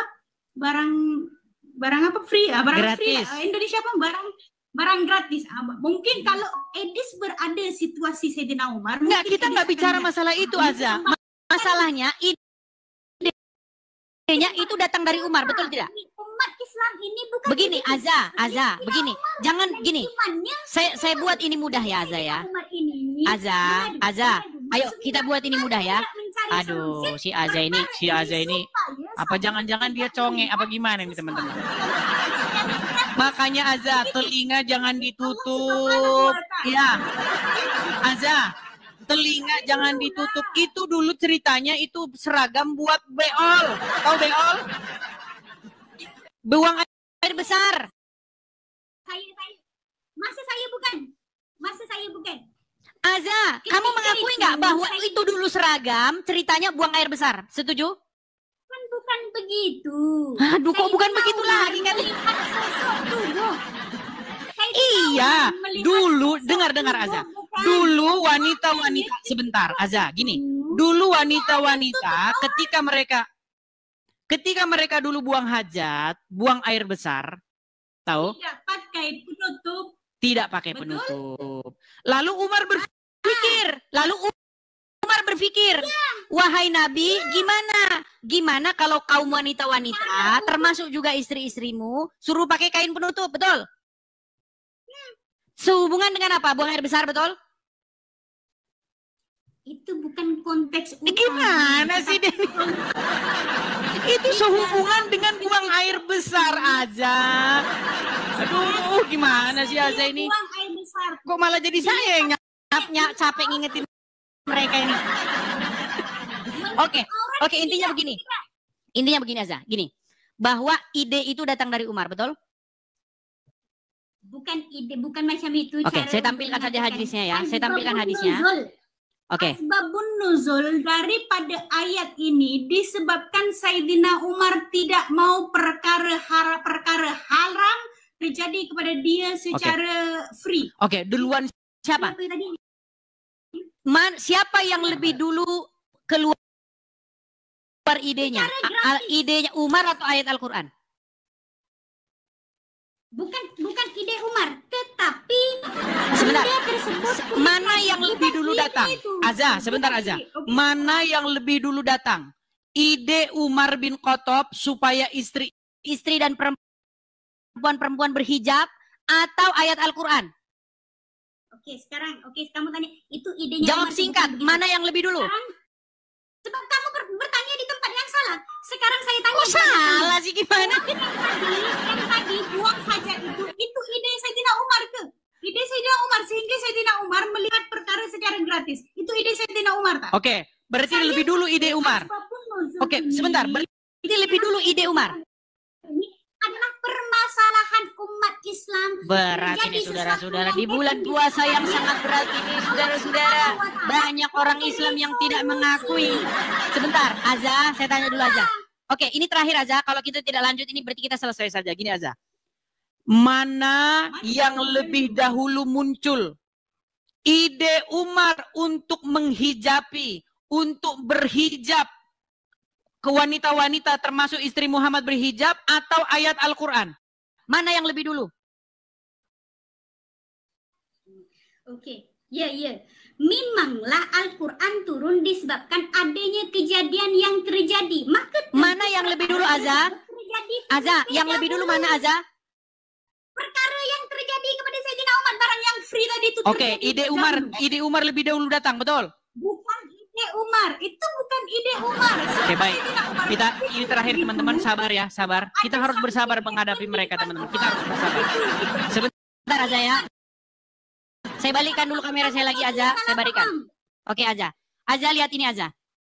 Ya. Saya tahu dengar aja. Sesungguhnya ini Umar bin Khattab. Aduh, dengar dulu ini Umar bin Khattab yang ngomong ini. Anda berani dengan Umar bin Khattab ini singa Allah ini.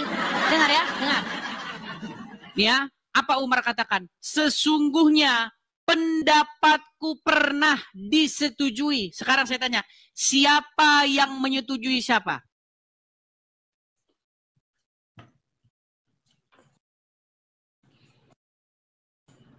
Coba. Saya tahu. Aza, simple. Who is aduh, Aza, coba dengar. Siapa yang sedang menyetujui siapa di sini? Umar yang menyetujui Allah atau Allah yang menyetujui Umar? Coba. Allah menyetujui Sayyidina Umar. Allah menyetujui Umar. Berarti duluan Umar yang punya ide, betul? Itu bukan ide. Nah, berat ya. Perhatikan. Umar berkata, sesungguhnya pendapatku disetujui Allah. Artinya Allah yang setuju kepada Umar. Berarti idenya datang dari Umar. Allah yang setuju. Makanya saya bilang di dalam buku Lubang Hitam Agama, di situ jelas dikatakan bagaimana Muhammad dan Umar bin Khattab bersekongkol membuat ayat Al-Quran. Betul. Betul. Baik. Begini. Oke, sudah? Silakan. Itu kan pemahaman kamu sebagai Kristen. Pemahaman ajaran di dalam umat Islam. Di dalam umat Islam ini dipanggil asbabun nuzul. Penyebab suatu ayat itu turun apa? Begitu. Jadi yang terjadi kepada Sayyidina nampak barang secara gratis, tetapi benda itu haram di dalam Islam, ini disetujui oleh Allah. Oke. Oke, berarti ide Umar disetujui Allah, betul? Iya. Oke, berarti ada ide-ide Umar, keinginan Umar yang jadi ayat Al-Qur'an, betul? Oke, maka betullah bahwa Umar dan Muhammad mereka bermufakat, mereka berdua bersekongkol untuk membuat ayat Al-Qur'an, betul? Tak kenik. Kayak begini nih. Perkara yang happen, yang Sayyidina Umar tidak setuju, kemudian dia cari solusi. Adakah itu?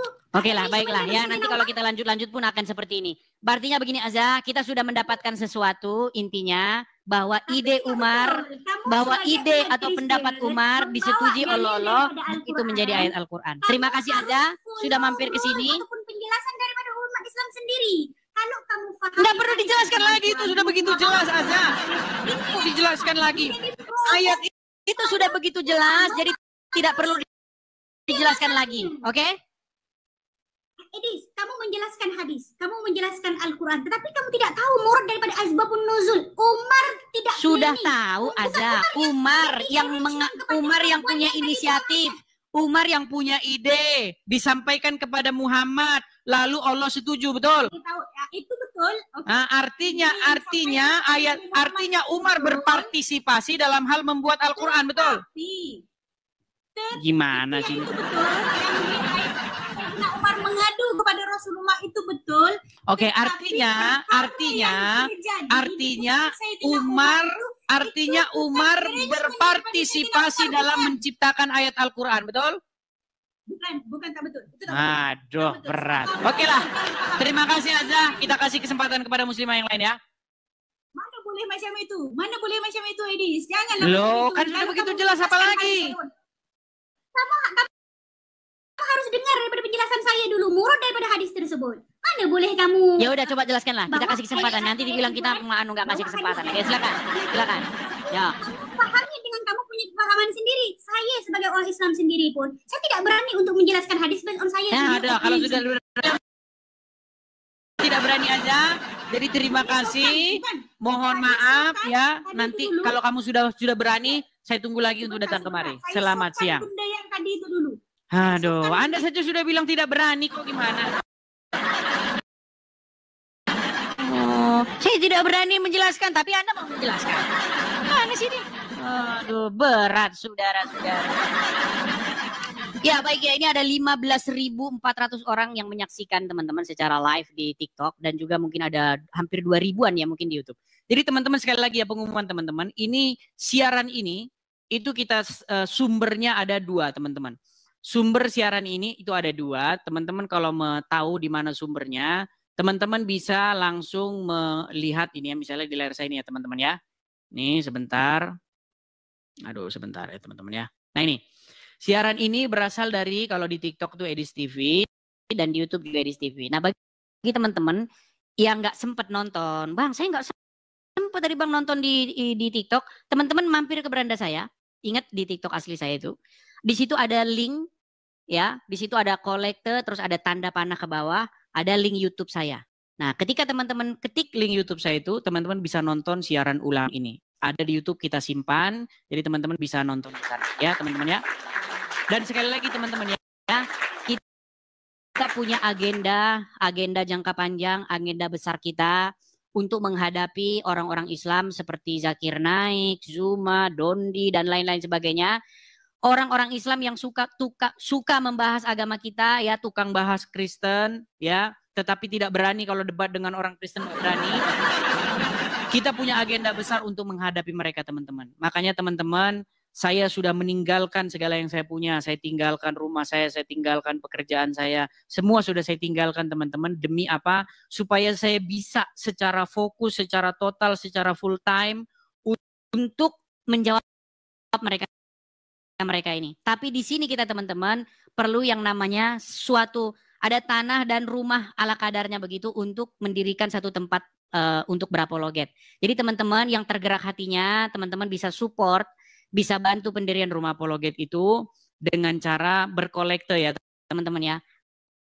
kolektif pendirian rumah apologet ada di sini teman-teman. Jadi mari teman-teman kita sukseskan teman-teman supaya pendirian rumah apologet ini segera terjadi teman-teman ya, segera terjadi. Jadi teman-teman support, yuk teman-teman ya. Ini ada 14.200 orang ini. Saya anggap ya ada 10 orang Kristen lah di sini. Ya anggapnya yang 14.000 sekian itu Muslim lah, tapi ada di dalam 1 orang atau 10 orang Kristen begitu ya. Jadi teman-teman silahkan teman-teman yang punya berkat berlebih, teman-teman bisa support ya, bantu pendirian rumah apologet supaya segera berdiri di sini teman-teman. Oke, kita lanjutkan kembali ya, teman-teman ya. Kita lanjutkan kembali. Kita lanjutkan kembali, silakan bagi teman-teman Muslim, ayo ajukan permintaan naik, kita diskusi dengan baik ya.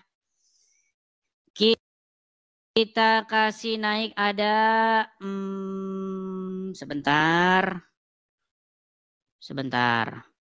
Kita kasih naik ada Kakanes. Kita kasih tepuk tangan dulu Kakanes. Ya, Kakanes. Selamat siang. Halo?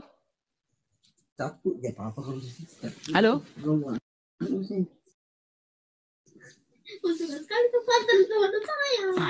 Oke, baik kita kasih turun ya. Teman-teman tolong ya teman-teman. Kalau teman-teman mau mengajukan permintaan naik, teman-teman itu udah siap bicara ya. Jangan sering salah baca. Udah berapa jam saya siaran? Baru 1,5 jam loh teman-teman saya siaran ya. Oke. Nah dari tadi sudah saya naikkan, tapi mau nyambung. Ya silakan Lina. Halo Lina. Ya. Saya ada mau tanya sama kamu. Ya Lina Muslim.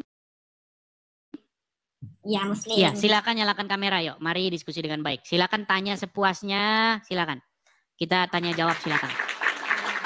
Nyalakan kamera. Sudah saya undang. Oke kejap ya. Ya. Ini Lina ini yang depan kayaknya saya kenal. Ini kayak yang punya channel Dayak Mualaf atau apa? Iya betul. Iya saya pernah naik juga. Ah ini lagi.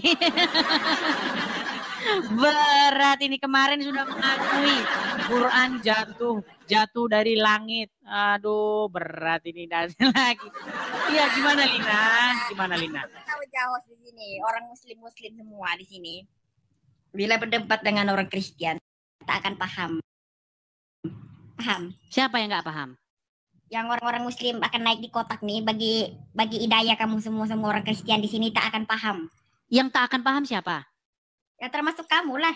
Buset, kok nggak paham gimana, Lina? Maksudnya nggak pahamnya gimana? Nggak paham tuh, maksudnya kamu tiada tertarik pun yang Allah tuh adalah Tuhan, yang Yesus tuh kamu tertarik ialah Tuhan kamu. Begini Lina, begini. Dari mana kita bisa yakin bahwa Allah itu pernah ada?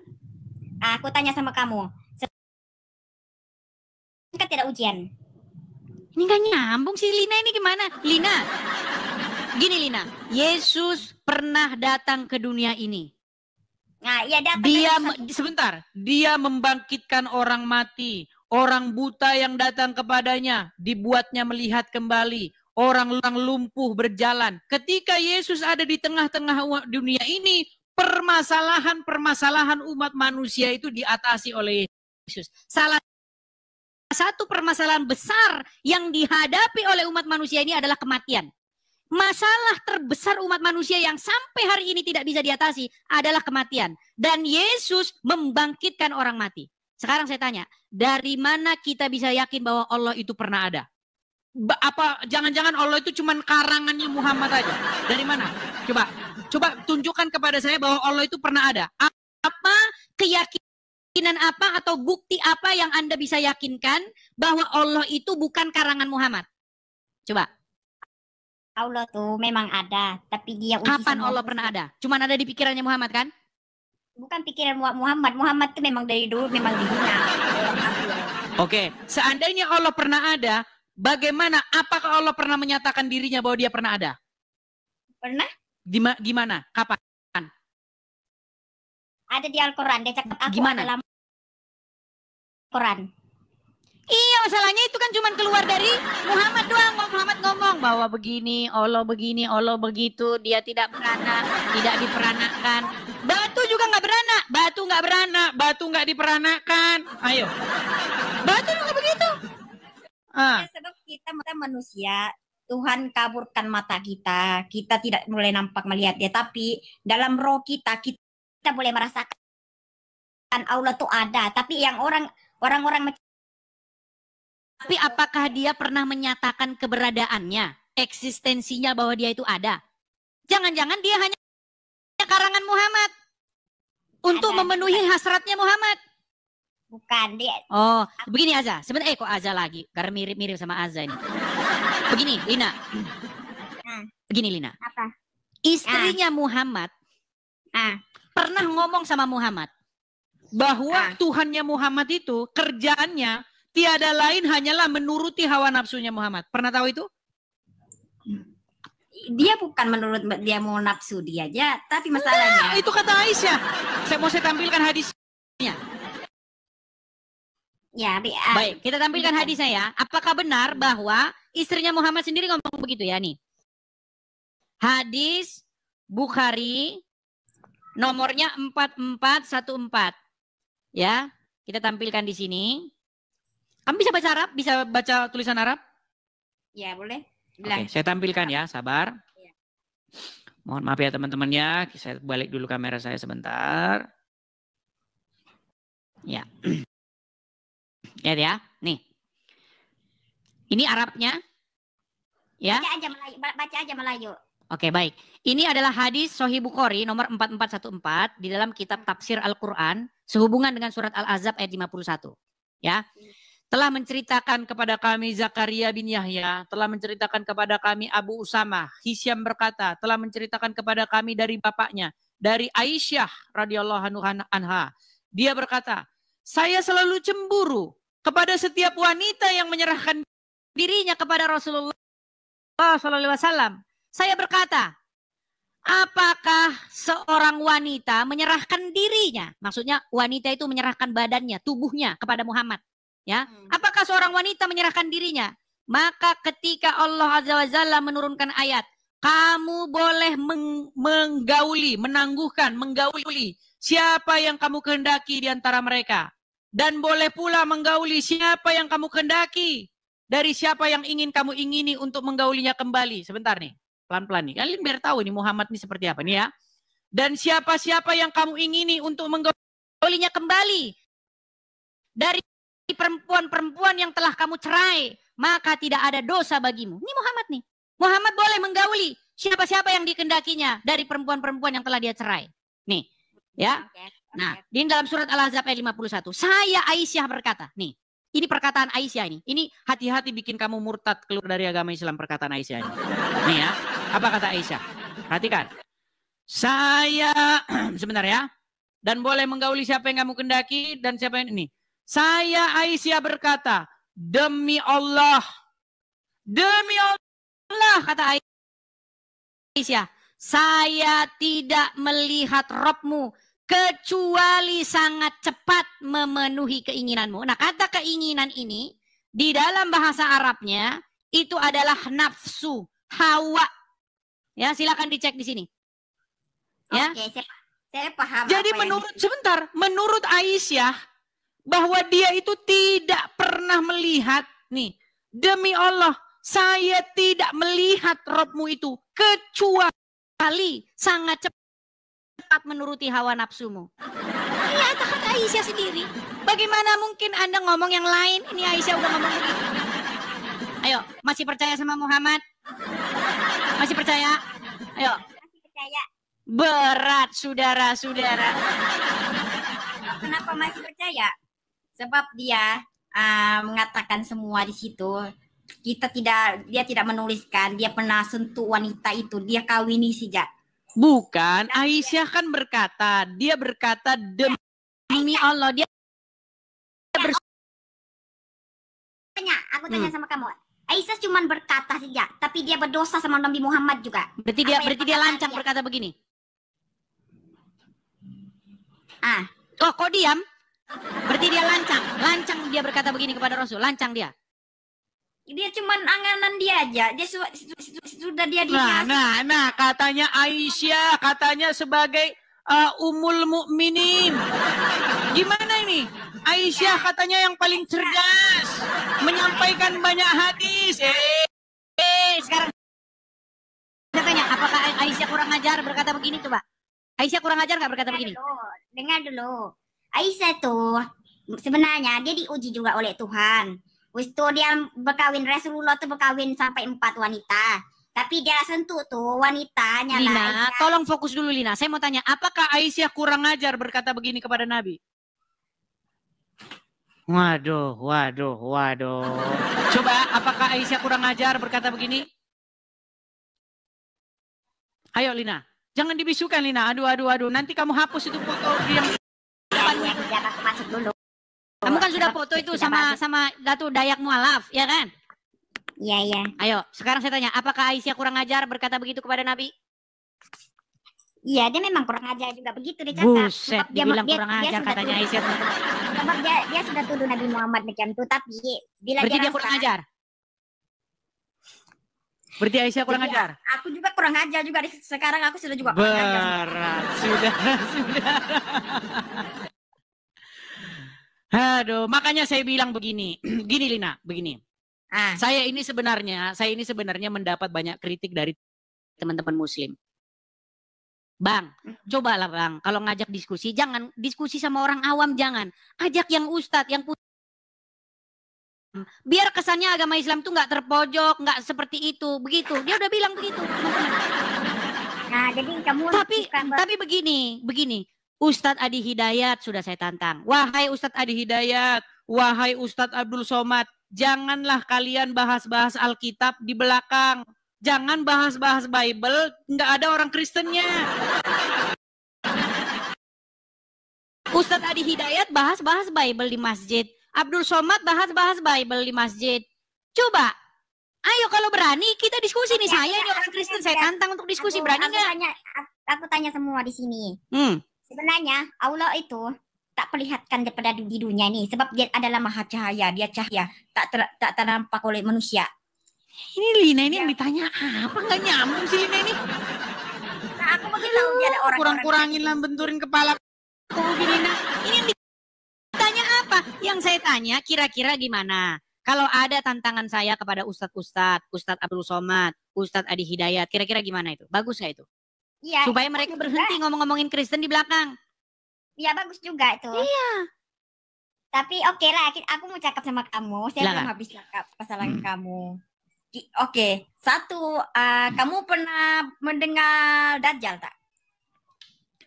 Di dalam Al-Quran sebenarnya nggak ada Dajjal. Adapun di dalam hadis, Dajjal itu katanya matanya satu. Nanti akan datang Isa untuk membunuh dia, begitu. Tapi dalam Al-Quran nggak ada itu. Betul. Oke, itu bagus perkataan kamu. Habis Dajjal tuh sebenarnya pengikut-pengikutnya adalah kamu juga, termasuk orang kafir semua. Kok dibilang saya pengikut Dajjal katanya? Satu-satunya yang mempercayai makhluk adalah apa? Manusia. Begini ya. Sebenarnya ada satu hadis yang dikatakan dalam hadis kalian. Sesungguhnya telah dekat masanya akan datang Isa ibnu Maryam. Dia akan datang. Dia akan membunuh babi, mematahkan salib, dan menegakkan membebaskan jizyah atau pajak. Betul? Nah sekarang, di dalam Al-Quran ada satu ayat bunyinya begini. Makana Muhammadun aba ahadim min rizalikum walakin Rasulullah wa khataman nabiyin. Tahu nggak ayat itu? Bahwasanya Muhammad itu adalah sebagai penutup para nabi, betul? Sebagai nabi terakhir, betul? Nah, kalau Muhammad nabi terakhir, bagaimana akan datang nabi lagi setelah Muhammad? Namanya Isa, berarti yang nabi terakhir itu Isa. Gimana? Makin pusing lagi, makanya pusing, betul? Betul? Betul apa? Cakap. Makin dipelajari, makin pusing, betul? Betul? Iya. Kamu jangan senyum-senyum terus. Banyak laki-laki yang pusing lihat di bawah, lihat sini. Masalahnya pusing, masalahnya cuma lihat senyumnya aja masalahnya, nggak bisa nangkep orangnya, dibawa pulang ke rumah. Aku bingung aja. Aku baca kemarin. Nah, gimana? Bila kita membuktikan sesuatu daripada golongan-golongan kamu lah, macam kita bukan, kamu cakap kita ini bukan saudara, betul. Aku daripada Islam, kamu daripada Kristen. Jadi bila kita macam orang Muslim cakap daripada di sini, Aku tambah wawasan kita saling berargumen, beradu argumentasi, ya kan? Yang penting punya dasar, punya dalil. bahwasanya memang Muhammad menurut Al-Quran Nabi terakhir. Tapi menurut hadis akan datang Nabi setelah Muhammad namanya Isa. Berarti yang Nabi terakhir Nabi Isa dong kalau begitu. Ya kan? Gimana logikanya? Betul nggak? aku nggak cakap juga tidak betul. Bingung gitu. kan? Bingung. Makanya saya bilang makin dipelajari. Iya. Makanya saya bilang, Lina, seandainya semakin dekat kamu pelajari, semakin Dekat pula pintu gerbangnya untuk meninggalkanmu. Gitu loh. Makanya saya tawarkan gini, saya itu udah belajar. Saya pelajari Al-Quran, saya pelajari hadis, saya pelajari Bible, pelajari Injil, pelajari Taurat. Intinya begini Lina, kebenaran itu hanya ada di dalam Yesus. Jadi yang layak dijadikan suri tauladan, yang layak dijadikan Jadi, kamu supaya saya tanya dipimpin satu- olehnya, itu saya- adalah Saya Yesus. tanya satu soalan. Bila orang Muslim itu masuk Kristen, macam mana cara dia? Caranya Bagaimana? bertaubat hidup baru. Harus dibaptis. Baptis itu sebagai lambang matinya hidup yang lama. Dan hidup dalam... Iya saya tahu. Bila kita masuk Kristen, kita mau pergi mana? Ya ke gereja lah, masa Ke masjid gimana? Gerejanya di mana? Ya, kamu cari gereja terdekat. Misalnya kamu di mana? Di Malaysia. Kan ada juga gereja di Malaysia. Ya kan? Kamu tapi jadi Islam gak sederhana gitu. Salam, ucapkan salam begini kan, salam tangan. Asyhadu, aku bersaksi, sah gak gitu. Enak banget, gak begitu. Jadi orang Kristen itu ada tahap-tahapnya. Pertama, kamu harus bertobat dulu. Hidup baru. Bagaimana kamu yang tadinya kamu niat pengen jahatin orang, pengen ngebom gereja, kamu jadi bertaubat. Ya kan? Iya, menjadi pengikut Yesus, nanti kamu berubah hidup kamu. Kasihilah sesamamu manusia seperti dirimu sendiri. Janganlah berbuat jahat kepada orang yang berbuat jahat kepada Kamu. Bagaimana kamu harus membalas yang jahat itu dengan yang baik. Kalau kamu hanya mengasihi orang yang mengasihi kamu saja, apa kelebihan kamu? Ya kan? Kalau kamu hanya berbuat baik kepada orang yang berbuat baik kepada kamu saja, apa jasa-jasamu? Bukankah mereka juga saling berbuat seperti itu? Ya kan? Makanya datang kepada Yesus, beli Injil, baca Injil. Al-Quran memerintahkan loh supaya kamu disuruh beriman kepada kitab Injil, kitab Taurat. Tapi orang Islam malah beriman kepada kitab Sahih Bukhari, Sahih Muslim. Yang isinya mengatakan Muhammad kena sihir. Muhammad menyuruh orang yang sakit minum kencing onta. Itu isi kitab Bukhari. Yang kalian disuruh beriman kepadanya. Sekarang udah banyak tuh orang Islam yang setuju kepada saya. Saya nggak mau lagi bang percaya hadis Bukhari. Banyak. Dia udah percaya sama saya. Nah sekarang tinggal satu. Beli Injil baca.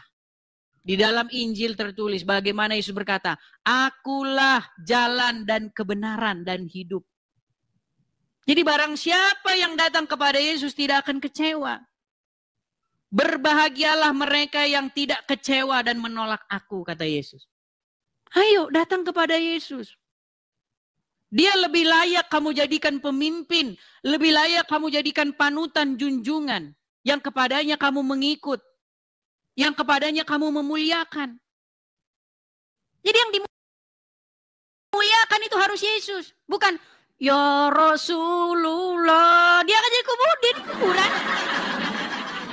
Kalian bersuruh-suruh memanggil-manggil Muhammad. Muhammadku, Muhammadku, dengarlah seruanku. Emang dia bisa mendengar? Dia kan di kuburan. Tetapi Yesus hidup. Ya kan? Itu bedanya Ya, kita, ya. Lina. Dia memang di kuburan, tapi Tuhan tuh maha mengetahui. Itulah dia bilang, yang masa depan atau di belakang aku yang maha mengetahui semuanya. Janganlah berkeras hati, Lina. Bagaimana kebenaran itu sudah datang ke dunia ini. Jadi firman Tuhan itu sudah nuzul ke dunia ini menjadi manusia. Jadi barang siapa yang taat kepada Yesus itu sama saja taat kepada Bapa di sorga. Patuh kepada firman Tuhan itu. Makanya ada lagunya. Firman-Mu pelita bagi kakiku, terang bagi jalanku. Itu loh. Jadi yang menuntun, yang menopang, yang memimpin itu harus sang firman itu, yaitu Yesus. Bukan orang di kuburan kita jadikan yang memimpin kita. Yang menuntun kita. Tidak mungkin orang yang ada di kuburan tahu jalan ke sorga. Tidak mungkin. Hanya orang yang naik ke sorga yang tahu jalan ke sorga. Masa orang di kuburan suruh mimpin orang masuk surga? Bagaimana ini? Begitu, Lina. Makanya saya terus menerus nih. Ya mungkin sekarang kamu belum menerima. Tapi nanti suatu saat kamu nanti akan paham gitu. Suatu saat nanti ketika kamu lagi tidur begitu. Mikirkan ini kita hidup ini. Ngapain tujuan hidup ini sebenarnya? Apa sih yang kita cari dalam hidup ini coba? Kita ini dari mana sebenarnya datangnya? Terus kita kemana? Ya, orang kalau sudah memikirkan hal-hal yang dalam, hal-hal yang besar seperti itu, biasanya pikirannya lebih terbuka. Gitu. Bagaimana, Lina? Apakah kamu sudah siap untuk menjadi pengikut Yesus? Nah, kan? Senyum lagi. Kamu jangan senyum-senyum. Banyak laki-laki di bawah itu yang stres ngeliat senyum kamu. Nah, kan? Gimana nih? Ayo, gimana? Lina? Nah, kan? Dah. Gimana? Ayo. Gimana? Jadi berapa ramai sudah orang Islam pengikut? Banyak senyap, tapi mereka senyap, mereka di bawah, mereka tidak berani. Nanti nggak dapat warisan nanti kalau murtad, ya kan? Iya, jadi senyap-senyap aja. Karena ngikut Yesus itu KTP nggak usah diganti, nggak apa-apa. Karena nanti masuk surga nggak ditanya KTP-nya. KTP-mu apa? ID card-mu apa? Agama di situ nggak ada. Jadi datang kepada Tuhan itu nggak berbicara mengenai identitas, nggak berbicara mengenai pakaian, tidak berbicara mengenai penampilan fisik, nggak. Aku satu aja, aku bagi tahu sama kamu. Satu aja. Sebenarnya saya dari kecil, aku jujur sama kamu. Saya dari kecil saya suka tengok Yesus. Dari kecil saya kita bilang cinta Yesus lah begitu. Cinta Yesus tapi pergi ke Arab cium batu. Gimana? Aku belum habis cakap. Sebab kalau aku cakap di sini tentang Nabi Isa, kamu tidak akan mengenal.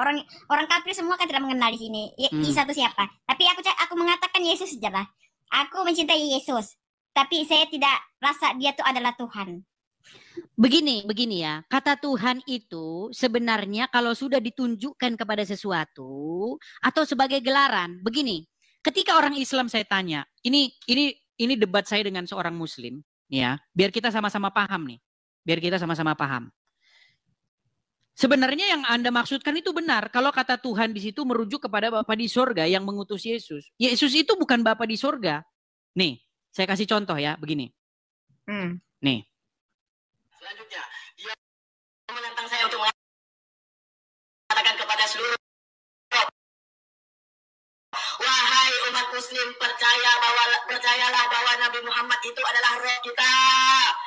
Jadi yang bertanya sama kamu roh apa maksudnya? Sebentar, begini. Jadi rob atau kata Tuhan itu artinya adalah sebuah gelar atau title yang siapapun apapun bisa menjabat sebagai gelar itu. Saya kasih contoh.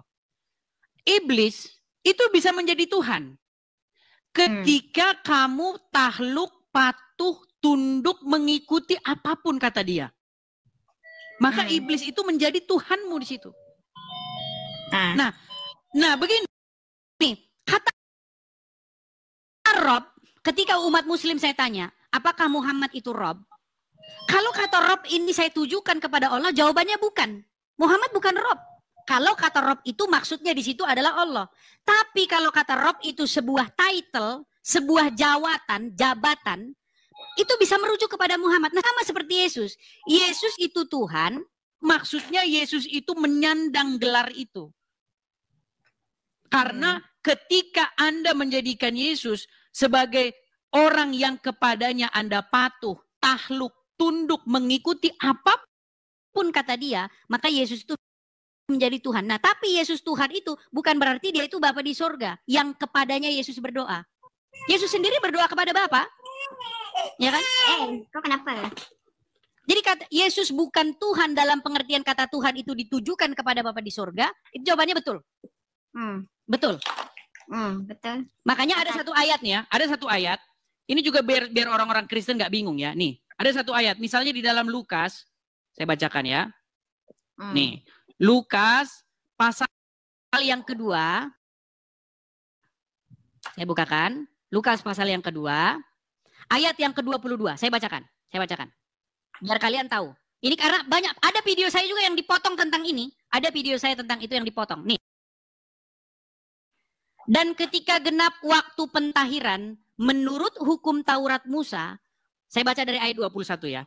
Dan ketika genap 8 hari dan ia harus disunatkan, ia diberi nama Yesus, yaitu nama yang disebut oleh malaikat sebelum ia dikandung ibunya. Dan ketika genap waktu pentahiran menurut hukum Taurat, mereka membawa dia, maksudnya Yesus, ke Yerusalem untuk menyerahkan Yesus kepada Tuhan. Coba, Yesus diserahkan kepada Tuhan. Apakah Yesus diserahkan kepada dirinya sendiri? Bukan, kata Tuhan yang di bawah ini merujuk kepada Bapa di sorga yang mengutus Yesus. Jadi betul kata kamu, Yesus bukan Tuhan, dalam pengertian Yesus itu bukan Bapa di sorga. Itu betul. Betul itu. Tapi kalau Yesus Tuhan sebagai gelar, betul juga. Jadi baik Bapa di sorga itu Tuhan, Yesus juga Tuhan, Roh Kudus juga Tuhan. Sama seperti itu, Muhammad adalah Rob, Allah juga Rob. Tapi Muhammad itu bukan Allah. Iya. Supaya kita paham.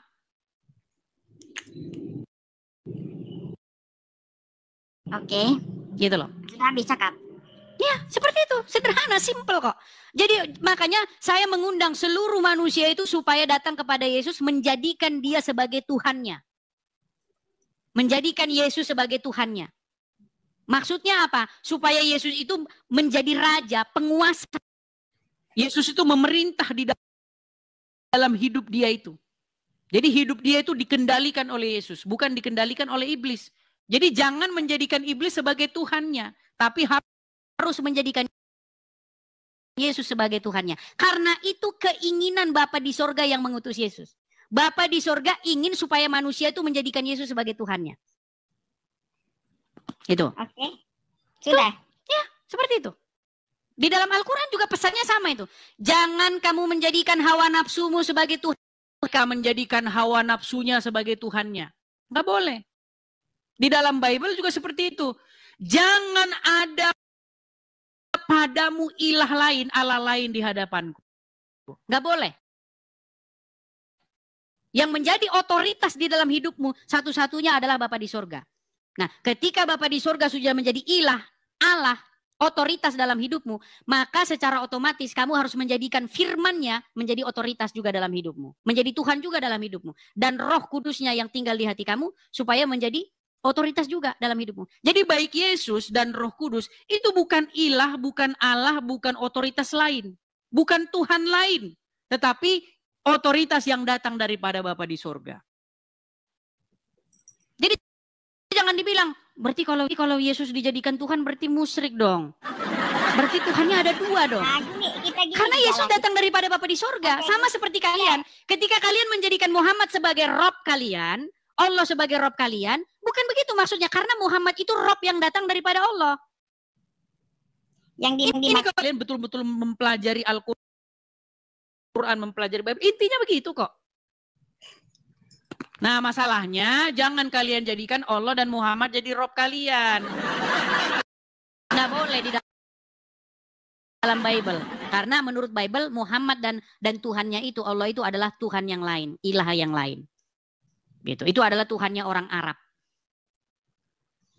Tuhannya orang-orang Quraisy. Yang mereka itu biasa melakukan pemujaan, ritual pemujaan di sini. Ini. Allah dan Muhammad itu, Allah itu Tuhannya negeri Mekah ini. Di dalam Al-Quran ada kok. Muhammad itu, Allah itu adalah Tuhan negeri Mekah. Nih, mereka biasa bertawaf di sini. Mereka tawaf sambil telanjang, mereka menyembah ilahnya, Allahnya di sini. Tapi ya, memang oleh agama Islam seperti itu. Iya, yang diperlukan tuh, yang dorong hidup tuh adalah dong cium tuh adalah batu daripada surga. Iya, makanya saya bilang tadi, makanya ketika kamu menjadikan Allah dan Muhammad sebagai Robmu, itu kamu sudah melanggar apa yang tertulis di dalam Taurat dan Injil. Karena di dalam Taurat itu jangan kamu jadikan ilah lain di hadapanku. Jangan ada ilah lain, otoritas lain. Jadi ketika kamu menjadikan Allah sebagai otoritasmu, kamu sudah menjadikan... Kamu memang betul, itu yang perkataan kamu memang betul. Tapi ada yang tersilap daripada pikiranmu. Memangnya kamu nampak yang agama kita ini cuma ada Muslim atau Kristen aja? Yang Tuhan cakapkan. Banyak. Betul, banyak. Jadi bukan yang termasuk daripada kamu, golongan kamu ataupun Muslim. Yang lurus tuh Muslim, kita Kristen dengan Muslim hampir sama dia punya cerita. Tapi yang Cina dengan yang India itu yang dikatakan. Nah, di dalam Bible begini, Lina. Segala bangsa-bangsa itu tidak mengenal hukum Taurat. Ya, di dalam Mazmur tertulis, di dalam kitab yang kalian bilang Zabur, kalian kan nggak punya Zabur. Ya kan, Mazmur itu ada pada kami. Makanya kalian baca dong ya. Gini. Tuhan memberitakan firman-Nya kepada Yakub, hukum dan ketetapan-ketetapannya kepada Israel. Ia tidak berbuat demikian kepada bangsa lain dan hukum-hukumnya tidak mereka kenal. Makanya hukum Taurat atau firman Tuhan itu datang ada. Hukum Taurat atau pengajaran Tuhan itu datang dari Jepang, datang dari Indonesia, nggak ada, datangnya dari Israel. Makanya ketika Yesus lahir, ya bangsa-bangsa yang tinggal di dalam kegelapan itu bicara bangsa-bangsa lain. Kayak kita, Indonesia, Malaysia, Cina, Hong Kong, Jepang, Amerika, semua mereka tinggal di dalam kegelapan.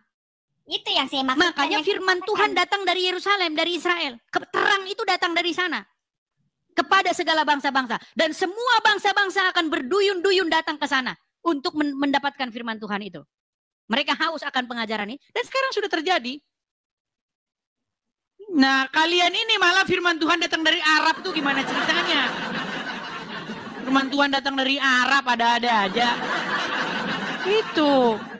Makanya keselamatan itu datang dari Yerusalem. Begitu. Dan Yesus yang membawa itu. Itu berbicara mengenai Yesus. Bagaimana Yesus itu menjadi terang bagi bangsa-bangsa. Seperti itu. Makanya yang datang kembali itu bukan Muhammad gimana. Tapi Yesus yang akan datang kembali. Ya kan? Makanya ada lagunya itu. Sudahkah kita siap sedia menghadapi datangnya Yesus kelak kembali.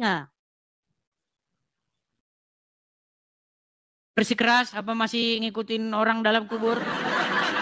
Ya. Silakan. Kita semua di kubur aja. Ada tuh ajaran kamu dibakar. Berat. Aku tanya sama kamu, kenapa bila kamu Yesus tuh kamu Kristen, kenapa harus dibakar mayatnya? Saya harus dibakar. Enggak juga, kata siapa dibakar.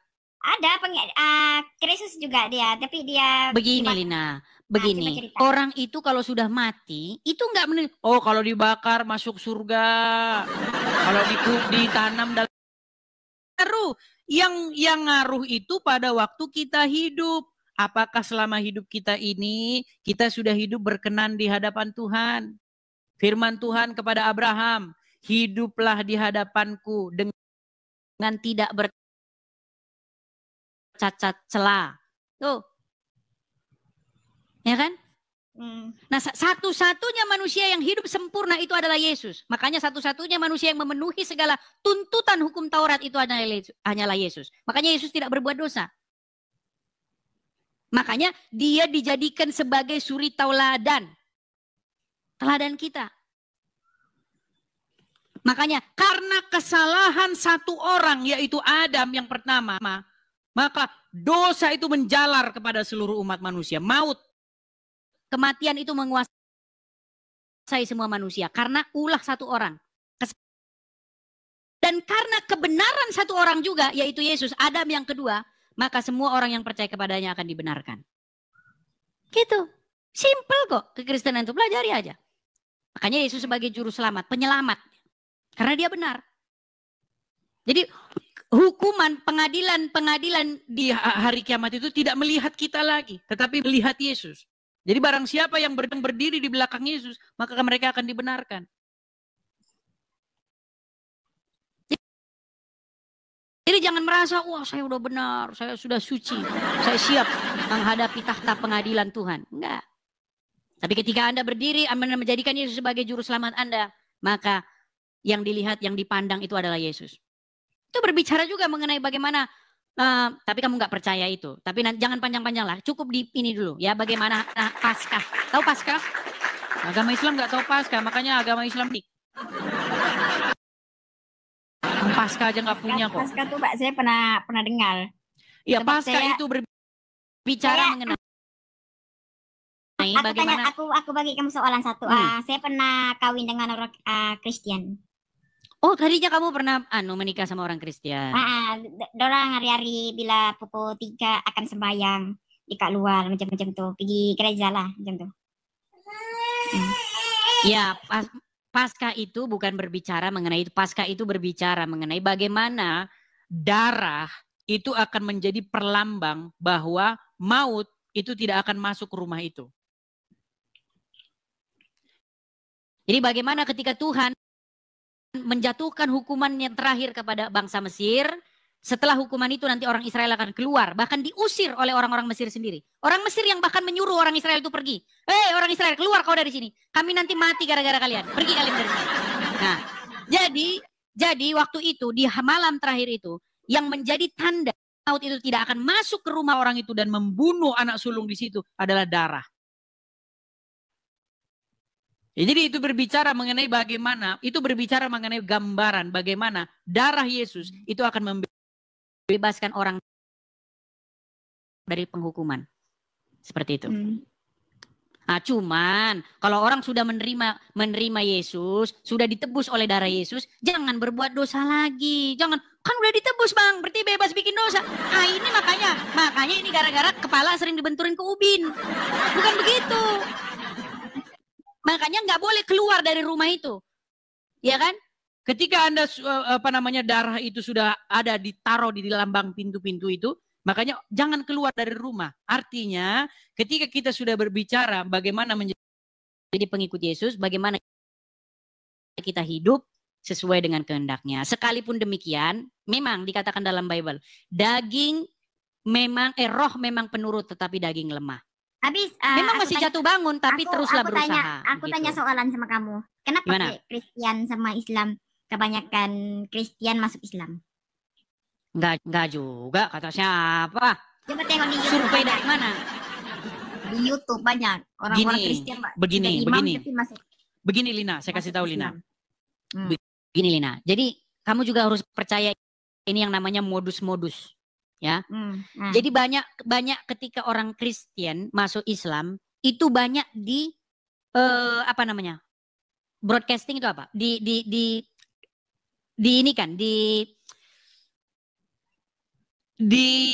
apa bahasanya teman-teman? Diuangkan begitu tahun. Dijadikan sebuah komoditi. Iya, dijadikan sebuah komoditi. Oh, kamu jangan salah. Ada itu bukan diuangkan. Ada. Begini. Kalau orang Islam masuk Kristen, mereka tidak berani.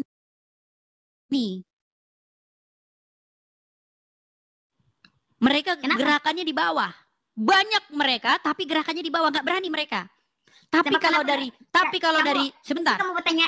Mesti kamu bertanya-tanya kenapa orang Islam tidak berani masuk ke Islam? Karena pertama satu takut karena ada hukuman, barang siapa yang murtad dari Islam maka Betul nggak? Iya. Barang siapa? Gini, karena menurut Al-Quran, lakum dinukum, ya kan? La ikra'ah fiddin, betul nggak? Tidak ada paksaan dalam agama Islam. Menurut Al-Quran, tapi menurut hadis, barang siapa yang keluar dari agama Islam, maka dia harus... No iya. Tapi katanya, la ikra'ah fiddin, nggak ada paksaan dalam agama Islam. Beda, bertentangan terus gitu loh. Nah, tapi begini, kalau ada orang Kristen masuk agama Islam, wow, langsung dibikin YouTube-nya. Karena apa? Fulus. Ada berkaitan dengan fulus. Makanya motivasinya uang. Lihat itu di acara Zakir Naik, Donditan, selalu itu dipublish. Itu dikomersilkan, maksud saya dikomersilkan. Itu dinamakannya kamu cakap dibayar kan? Iyalah apalagi. Saya tahu kalau modus mereka itu, gerakan-gerakan mereka itu. Saya tahu. Aku tanya sama kamu di sini. Nah, aku tanya sama kamu. Fitnah. Kok fitnah? Gimana buktinya? Buktinya apa? Mari teman-teman kita dukung dana untuk mualaf. Nah, ini sudah mulai kan? Mulai. Ya memang oke lah, itu nggak apa-apa lah. Ada dasar boleh lah gitu ya. Mungkin mualaf-mualaf ini tidak oke. Kenapa selalu begitu? Kenapa yang jadi mualaf pasti nggak punya duit? Kenapa? Coba sekali-kali yang mualaf justru dia ngasih duit. Jadi, ada nggak? Yang mualaf terus-terusan nggak ada duitnya terus ada saja. Itu kan kayak itu mencurigakan. Aku tanya sama kamu supaya saya boleh pasti, supaya saya tidak ragu-ragu mau masuk Kristen kan? Gimana? Oke, satu lagi. Jadi Satan tuh yang masuk Islam tuh, jadi dia tuh dibayar juga kan? Loh, itu kan Muhammad bilang. Loh, ini benar, ini serius nih, ini benar. Ketika Aisyah berkata, wahai Rasulullah, apakah setiap manusia ini didampingi oleh setan? Kan betul? Dan Muhammad bilang benar. Dan Aisyah bilang, apakah termasuk juga dirimu, wahai Rasulullah? Didampingi oleh korin itu, jin setan itu. Iya, tapi setannya sudah masuk Islam, kata Muhammad. Nah makanya saya tidak mau masuk Islam. Nanti masuk sama ikutan sama itu tadi, jin itu tadi. Gimana? Aduh. Maka di dalam Al-Quran, ketika ayat-ayat Al-Quran itu dibacakan, maka jin-jin itu berkumpul, betul nggak? Mendengarkannya. Iya, nanti saya jadi sama dengan jin nanti. Begitu, Lina. Oh, saya sudah paham. Oke. Tapi ngomong-ngomong, banyak pertanyaan dari para netizen di bawah, terutama kaum pria. Apakah Lina masih single? Single mom. Wah, single mom tuh. Silakan. Oke lah Lina ya, karena ini juga saya sudah. Pak, saya sebenarnya tidak mau saya mau Idris aja. Pasangan hidup saya supaya saya. Nah, saya tidak bisa. Supaya kamu masuk Islam aja. Nah, apalagi. Tapi bila kamu mencintai saya, kamu akan masuk Islam juga. Tidak bisa. Oke lah Lina ya, karena kita sudah nanti mungkin juga sudah waktunya untuk buka puasa. Makanya saya temani kan. Sambil menunggu buka puasa. Iya, sambil menunggu buka puasa, enaknya nonton Edis TV, dapat banyak pengetahuan. Kalau nonton kajian siang di TV, kalian malah lihat itu. Tapi itu jelas, saya terima kasih. Sama-sama. Saya berterima kasih sebab kamu ajarkan saya yang Satan tuh sebenarnya dibagi uang juga. Hah? Gimana? Oke lah Lina ya, ini kita sudah masuk mau acara mungkin buka puasa teman-teman. Jadi ini juga sudah waktunya saya istirahat. Begitu Lina ya. Besok sambung lagi. Oke host, kamu istirahat lah. Oke. Bye, selamat petang. Terima kasih, selamat petang. Bapak Ibu Saudara, kita sudah dengar bagaimana debat ini dan mari kita simak bersama dan mari kita juga akan memberikan komentar-komentar yang baik dan positif. Maka dari itu Bapak Ibu, mari kita juga merenungkan firman Tuhan di dalam Amsal pasal yang kedua ayat 1 sampai yang ke-22. Begini bunyi firman Tuhan. Faedah daripada menuntun hikmat. Hai anakku, jikalau engkau menerima perkataanku dan menyimpan perintahku di dalam hatimu, sehingga telingamu memperhatikan hikmat, dan engkau mencenderungkan hatimu kepada kepandaian. Ya, jikalau engkau berseru kepada pengertian dan menunjukkan suaramu kepada kepandaian, jikalau engkau mencarinya seperti mencari perak dan mengejarnya seperti mengejar harta terpendam, maka engkau akan memperoleh pengertian tentang takut akan Tuhan dan mendapat pengalaman akan Allah. Karena Tuhanlah yang memberikan hikmat, dari mulutnya datang pengetahuan dan kepandaian, menyediakan pertolongan bagi orang yang jujur, menjadi perisai bagi orang yang tidak bercela lakunya, sambil menjaga jalan keadilan dan memelihara jalan orang-orangnya yang setia. Maka engkau akan mengerti tentang kebenaran, keadilan, dan kejujuran, bahkan setia jalan yang baik. Karena hikmat akan masuk ke dalam hatimu dan pengetahuan akan menyenangkan jiwamu.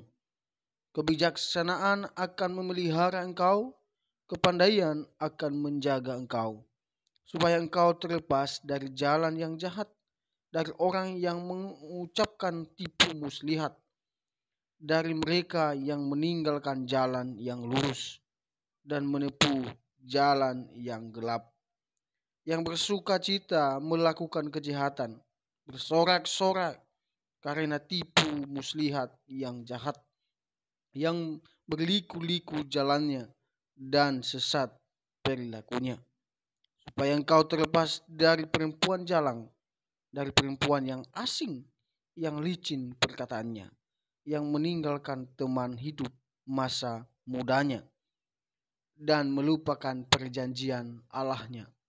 Sesungguhnya rumahnya hilang, tenggelam ke dalam maut, jalannya menuju ke arwah-arwah.